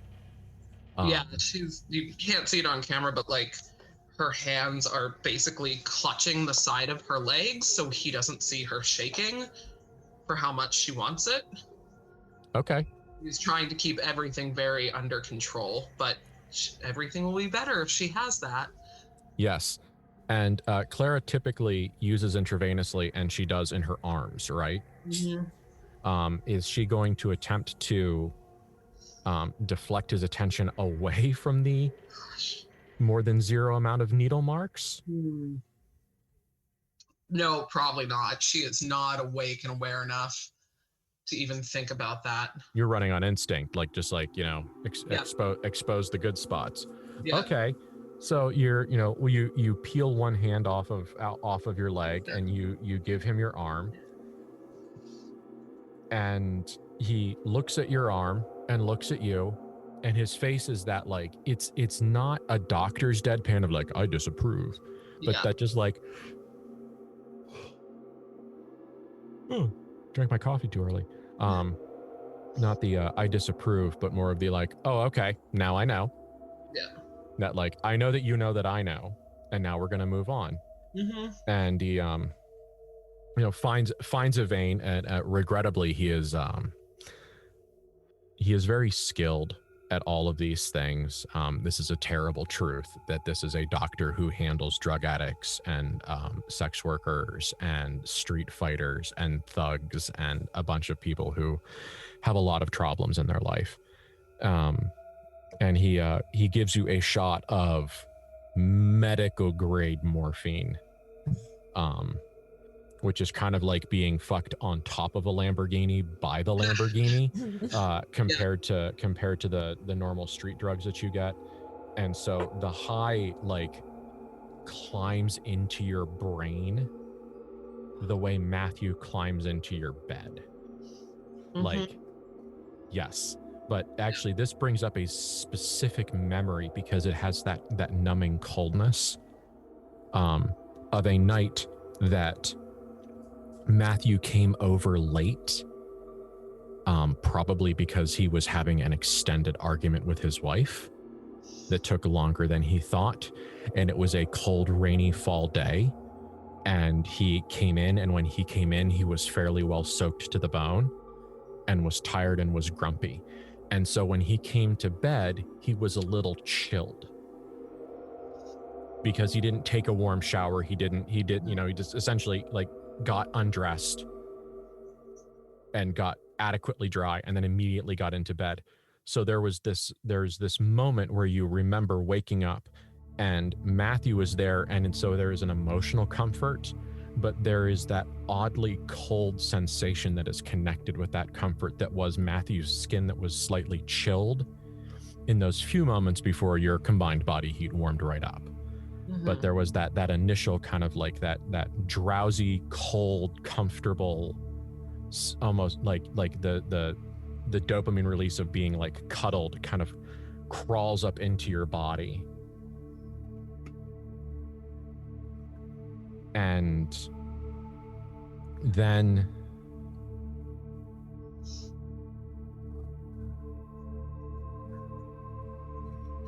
he starts stitching. But this was good morphine, and the wound had been disinfected with an alcohol-based disinfectant, so it's half numb. Mm-hmm. You know, kind of the nerves are sort of blown out as they are. And so the stitching, he's very calm. But he does have the old-fashioned style of stitching. He kind of has that way up in the air and down sort of style. So kind of in Clara's spaced out mind, she's seeing kind of those slow motions that are in off tempo to the sensation of being stitched. So it's pain and away and pain and away and pain and away. And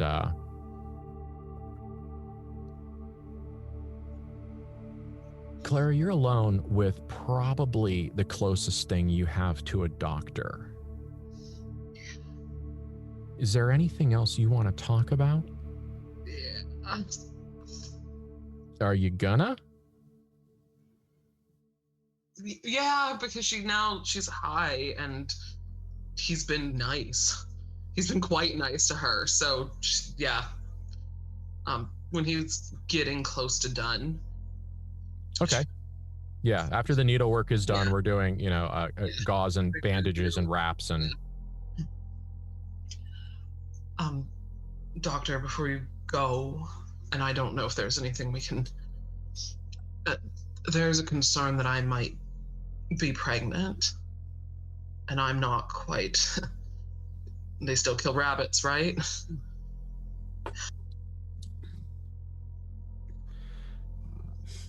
He goes very still, not angry, but he goes very still, and he looks at you, Clara, and he says, I wish you would have told me that you were worried about being pregnant before I gave you morphine.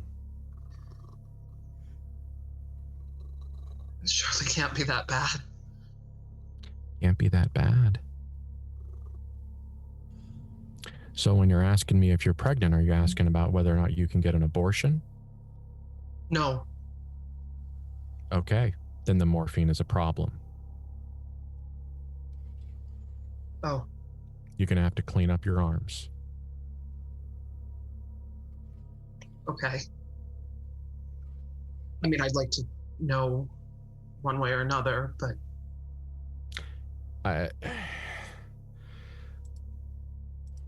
Lady, I do stitches.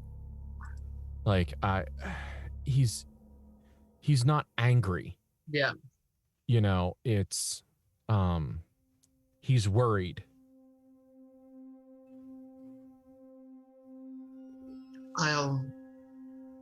Yeah, and it doesn't look like there's really good pregnancy tests. Just, the rabbit thing is a thing. Rabbit and frogs. Yeah. He's like, I can't, like, I don't. Forget I said anything. It's fine. And she sloppily starts trying to pull her dress back on. Thank you. You have been kind and helpful, and I very much appreciate it. Okay, honey. Okay. But if you want to keep it, you gotta do something different, take up stitching. Oh no. Needlework. Not my needlework, actual needlework, needlepoint. Start knitting socks, do something with your hands. Yeah. Easier said than done, but yeah. I appreciate the advice. You're right, I know. Well, congratulations to you and Mr. Van Horst. As actresses, we're always a little wild. Lady, the stories I could tell you would straighten your fucking hair out and solve the pregnancy right now. Let me tell you, it's. Appreciate. But we should go back in. My brother will learn your pain. Well, thank you. Okay. Yeah. You want me to keep this between us then? Please. Yeah. Okay. Thank you. Yeah. It's. Yeah.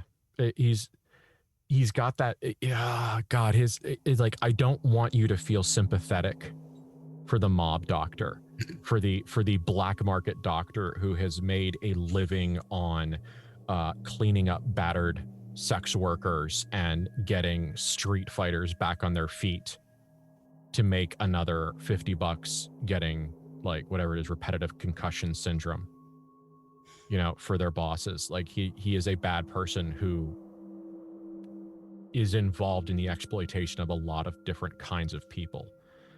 But on the other hand, he has probably also seen a lot of the ways that pregnancies can start and end very poorly. And so, there's sympathy. There's maybe a little bit of anger. There's a lot going on in there, but you can tell that he's probably not going to say anything. He just says, just take care of yourself, please. No heavy lifting, no heavy drinking. Try to keep it to wine at dinner and a nightcap. Yeah. Eat your greens, eat your red meats, get all your colors. Yeah. Thank you. Mm-hmm. He opens the door for you, and he, and Clara hears it. The other two probably don't, but Clara hears him do that like hard, fast reset breath. Oh yeah. The customer service reset. Yep. Of the like, I'm going to like inhale, exhale that entire experience, and then put on my face. And he does, and so he does a little bit of cleanup, and he, takes the things with him that are particularly incriminating, and then, stuffs a bunch of stuff like in a pillowcase, because, it's an expensive hotel. They, there's a percentage of blood that they're just used to washing out, because it's an expensive hotel in Las Vegas in a cult game. So yours is not the first blood to go down the drain in the laundry room. She walks over to Matthew and Bethany. See, told you I'd be fine. And her eyes are slightly dilated, and she's clearly better. Yes. Yeah, she's all fixed up. She's got yep. What is in this time period? What is the common knowledge of the effects of, I don't know, morphine or heroin on pregnancies at this time period? Like, probably not enough. Yeah, probably. Yeah. Like that is not a question. That was not a question I was prepared to ask. I thought of it like as the doctor was like, oh, let's give the potentially pregnant woman morphine, and Ben's brain was like, oh no. It's more like what like Matthew would know, and I'm guessing not anything really. What would Matthew know about pregnancy? Yeah, like, that's sort of my thing. Is I'm like, yeah. You know more about what kind of cigars to hand out at the office than you do about the actual reproductive cycle. Yeah. Okay. That's what I thought, but I wanted to just make sure. Yeah. Oh, so toxic. Anyway. Yeah. Clara does just scoop up a cup of coffee and doesn't put anything in it. And then like goes to the window and plops back down in her chair to wait. Okay. The doctor comes out. He has a couple of pill bottles with him. He leaves for you guys. Matthew will pay him. Okay. As appropriate. And then he'll pay him extra for discretion. Okay. This amount of money is not enough to impact the financial statements of a war profiteer. So, Oh, it's true. Generational war profiteering too. It's a family affair. Family business. Tradition. So yeah, so he'll do that, and he'll see the doctor out. Okay. Essentially the doctor says in not so many words, don't worry, I'm going to like go completely blind and forgetful as soon as this door shuts. He does stop, and he like gives Matthew not a weird look, but kind of like that, like, I'm a doctor and I'm giving you advice face. And he says, you're both going to feel better on some good food. Okay. You want red meats at dinner. You want to do your greens, eat your fruits in the morning. I know you're probably on vacation, sir. And you're probably inclined to have nothing but hot dogs all day long, but, you'll both feel better if you make sure you hit, kind of a diet. All right. We'll do our best. Thank you. You got to put that stuff back in after some falls out. You got to put something else back in there, and do at least 50-50, red meat and coffee. I'll work on it. Yep. Smacks you on the arm that isn't, gives that like, all right. Yeah. Yeah. So I'm yeah, not going to shake your hand, but we have to have some kind of a physical contact indicating the end of this social thing. yeah, that sort of awkward like, Yeah. hey buddy. Yeah. Like we're two very different people, and we are required by the necessity of this moment to be nice to each other. Yeah. Yeah. Okay.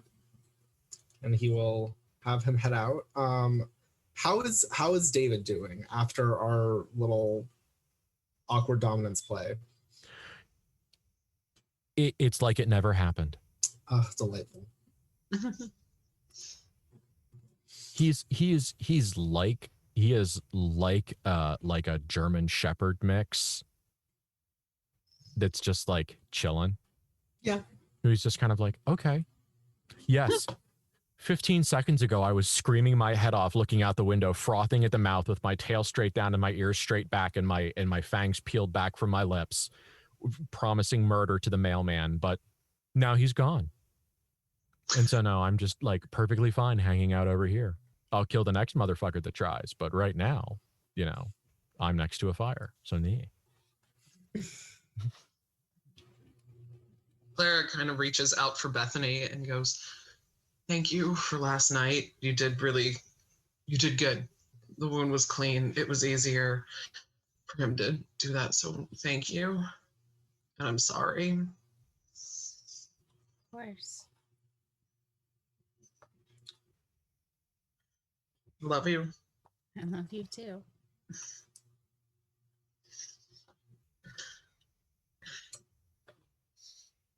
If we want to drive to St. George, we should get in the car because if I stay in this room, I'm going to fall asleep. Let's head out and you can take a nap in the back of the car. Mm-hmm. David, we'd like to go to St. George. Can you please arrange to drive us there? Yes, ma'am. Thank you. Then like you can almost hear like the jingle jangle of him walking out. Clara forces herself up out of the chair again and just drinking coffee, and goes to her purse and pulls the heroin out, what she has left, and kind of tucks it in a drawer, and her needle and everything. She's not bringing it with her. Matthew just watches this.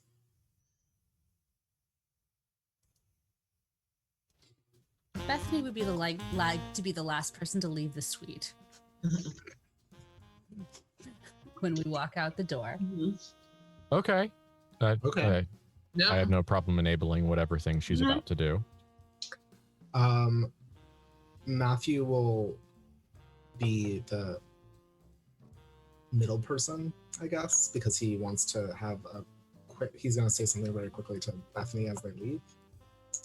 Yeah, Clara's kind of an autopilot. So once she's rid of that, she actually does go out the door to follow David because she will turn back and take it back again if she doesn't just leave and leave it there.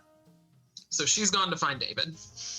The only reason I'm not making you roll addict right now is because it's going to be better when you roll like a 4 later and you're 100 miles away.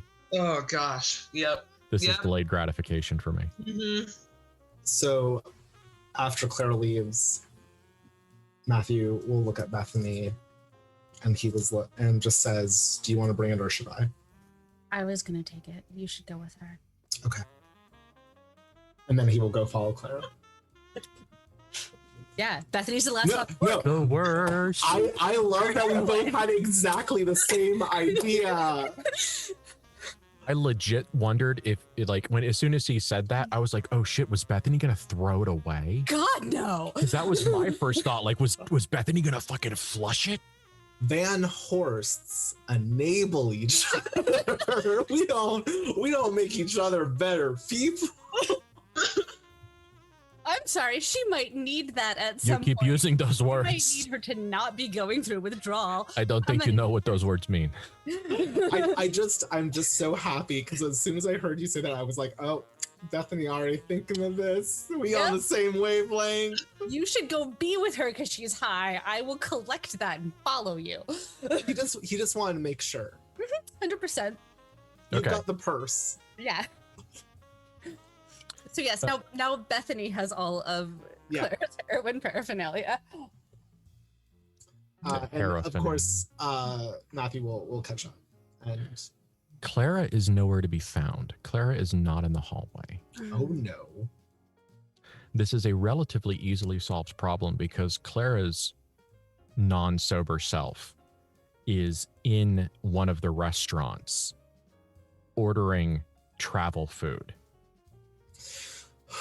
That makes sense. Yeah. But the problem is that she's ordering travel food like a Van Horst. So this isn't like, hey, do you think we could get like a small pack of sandwiches and maybe like a chilled salad or two, or and maybe a couple of thermoses of coffee? She's like, okay, we're gonna need 4 bottles of wine. We're gonna need this and this and this and this and this and this and this and this and this and this and this. Like, yeah, but Okay. Well, I'll catch up. yes. In Clara's non-sober defense, we have all only had coffee and alcohol. So Yeah, we are very hungry. like all of us. Yes. Palm frites, And steak tips. We eat that with our fingertips. Salmon croquettes, because they're fried, so there you can eat those with your hands. Croque madames. Those are like Sure. sandwiches, right? Yeah. Sure. Definitely wine. get him to pack asparagus. That's finger food. Yeah. I will say that he's like also some Brussels sprouts and asparagus. We were told to eat greens. We were. That's right. Okay. Like the waiter just kind of like stared, like the host, like whoever Clara has like Clara at this point is someone else's random encounter. There is some poor member of staff who just rolled double aughts on their random encounter table in the casino. It's like number 98, Clara with impossible demands. They're not impossible. Just put them all in cardboard tins for us so we can take them on the road. And 2 of the lunch special. Like, the lunch special is chicken puttanesca. Do you want me to? Just not put it all in cardboard boxes. Yes. Okay, so a travel lunch that would make like fucking Epicurious Blanche is eventually prepared. And it's like the Tropicana was not prepared for picnic lunches. Mm-hmm. Like they're used to, like, yes, absolutely, meals by the pool, fine, by the 100, but an actual like I'd like to take food away, like that's a whole new problem. That is not what they're designed to do. They are not picnic lunch people. And so there is a minor amount of back of the house scramble that ends like a half an hour later with far too much food packed into like a picnic basket and a couple of sub-containers within it. Perfect. Yeah. Thank you. Clara pays and tips extravagantly. Of course. Yeah. Okay. But doesn't carry it because her arm's still fucked. Matthew Yes, is there to carry it. Matthew is there to carry it. Fine. Yeah. I mean, David was there. Mm-hmm. Like when she was ordering food, David was next to her. Oh, like, then David will carry it. yeah. But that was definitely like David was like, Clara's walking the fuck around by herself. At best, she's going to act like an idiot. At worst, she's going to get peeled. I should probably follow her. Fair assessment. Yeah. Accurate. Okay. So we have a picnic lunch of ridiculous proportion. We have absolutely zero water. We have alcohol. It's fine. Yeah.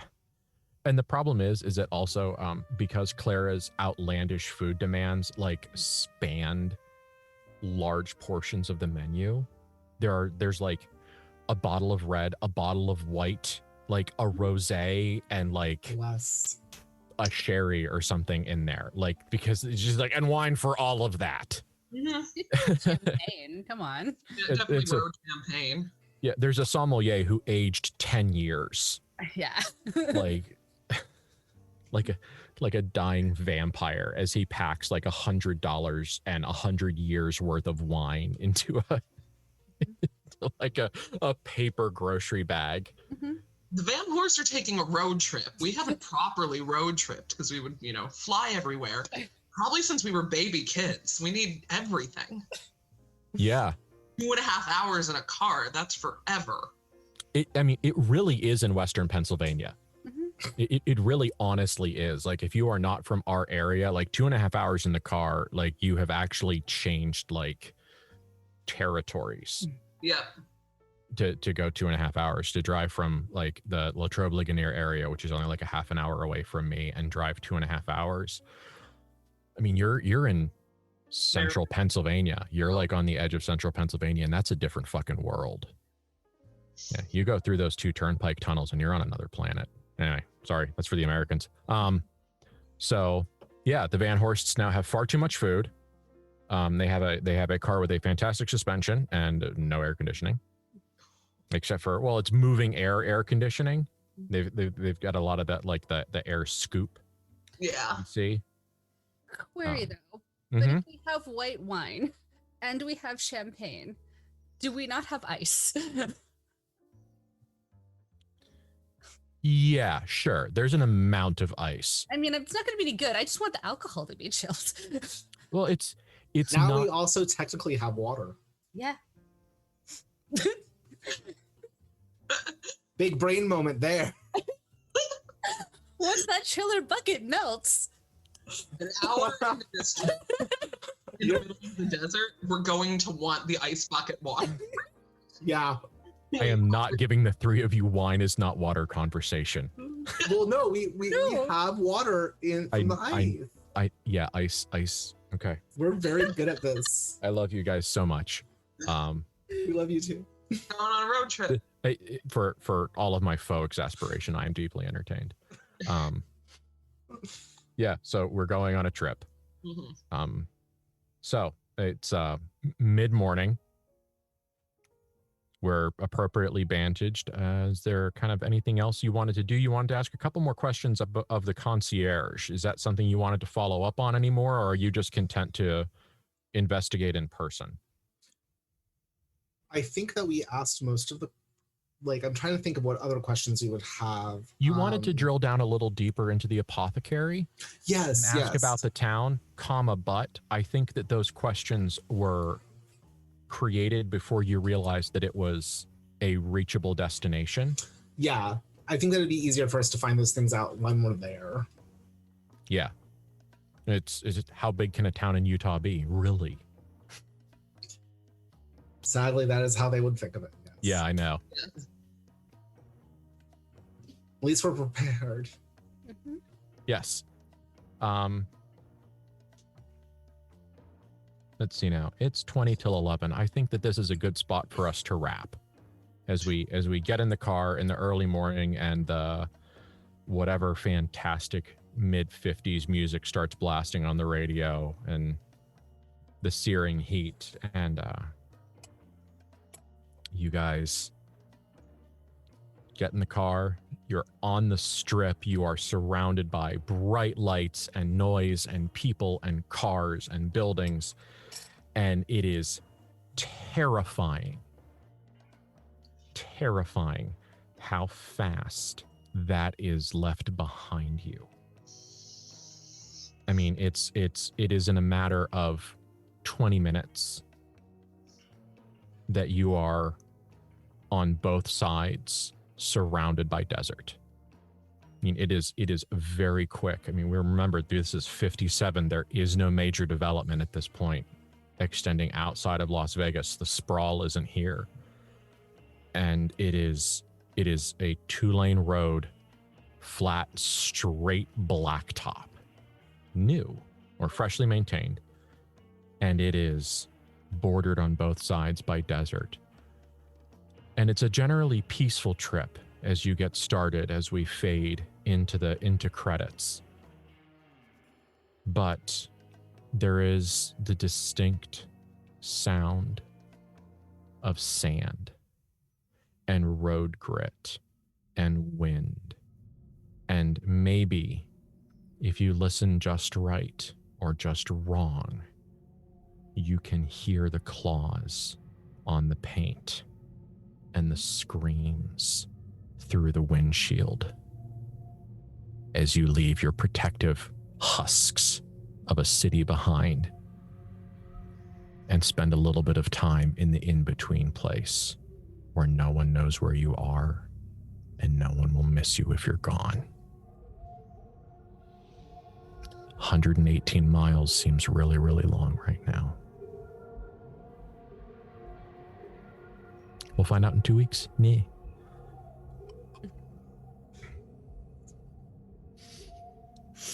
I really appreciate that you deal with the fact that we take an entire game session to get in the car. I want to tell you that I really appreciate you putting up with us. I mean, from one perspective, you know, it's I put up that stupid like Shia LaBeouf meme that like in the Discord where, you know, it's like when your players are just role playing and you haven't said anything for 5 minutes and like, you know, the vibe is wild and just everybody's having a great time. Really, that's true. It's if the three of you are deeply entertained and we're generally kind of pointed within the same 90-degree arc as plot development, I'm not worried about it. You know, we're gonna get there eventually, and we're having fun. You know, the stream is having fun. You know, our viewers are having fun. Everybody's having fun. We're running a good game, and if this means that we chew on the scenery for a while, that's fine.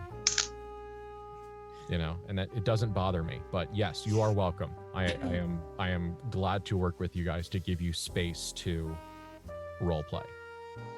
But to me, it's something we've all discussed and something, and we've said in other places, is that the big things are made better by the little things. And when you take the time to develop characters and you have these small moments of taking care of things and you do these little slices of life, these little vignettes of interaction, that is the stuff that builds the character connections that when things go terribly, desperately, horribly wrong, these are the moments that have built the connection that make those big moments so much better. And so you have to build the little moments together so that you have somewhere to throw yourself off of when it's time for something big and dramatic. Yeah. Also, I can't believe that I went the entire game session still able to just completely put aside the fact that Claire's very likely pregnant. I'm not at all amazed at the fact that Matthew managed to avoid an uncomfortable conversation with his sister for an entire day. I'm like, Matthew, why? Yeah, because also remember, no, Bethany's not going to do anything about Clara's drugs. She doesn't know. No. She doesn't know. She has no idea that Clara's maybe pregnant, and that's maybe why she's leaving it behind. She just watched her sister do something and go, I respect that decision.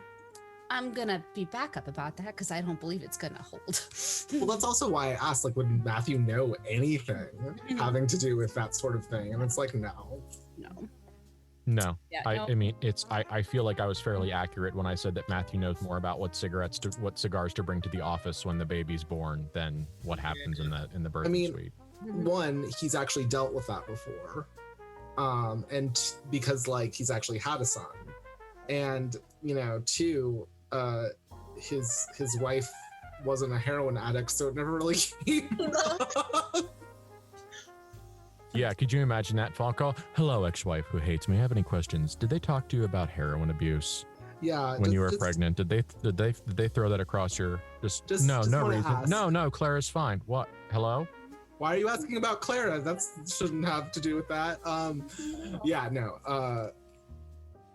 So it'll be interesting. Yeah, Clara wants to tell Bethany. She just wants Bethany to be slightly less mad before she gets real mad again. Matthew's still like, I don't know if I believe it. Yeah. You've been so careful. She's gonna sneak off and kill a rabbit at some point in the next little while. Yeah, I'm gonna have to look it up because apparently, like, there's a like it's, man, mid-century It's fascinating. science was It's very weird. Is the test. Yeah, I looked it up in the intermediate, because I was like, are there those? Some it's weird shit. Yep. We do. It's a weird thing. Yeah, like I was looking up the cancer drugs, Mhm. and I closed it now, but apparently a large portion of the cancer drugs that were used in the 50s were discovered because there was a mustard gas storage explosion in Italy. And it caused this rash of cancers that was so statistically like resounding that, yeah, it's like mustard nitrates or something. It is a really weird, like, yeah. That's actually something that I knew OOC. I actually know about the drug that you mentioned, OOC. Oh, okay. And I was like, Matthew has no fucking clue what this is. Yeah. But yeah, I had to look it up for other reasons a long time ago because Okay. I have been in many LARPs. Yeah. But yeah, no, Yeah. I had a really fun game. Everyone good? Just the normal like check-in feeling. Yeah. Yes. My only thing is that my pinky hurts. Oh, 'Cause it Yeah. was bent the whole time. time. Yeah, you gotta keep going. Oh no. So, Eventually, Bethany will mention that she can maybe possibly grow that back. My God, he will be so excited, and so will I.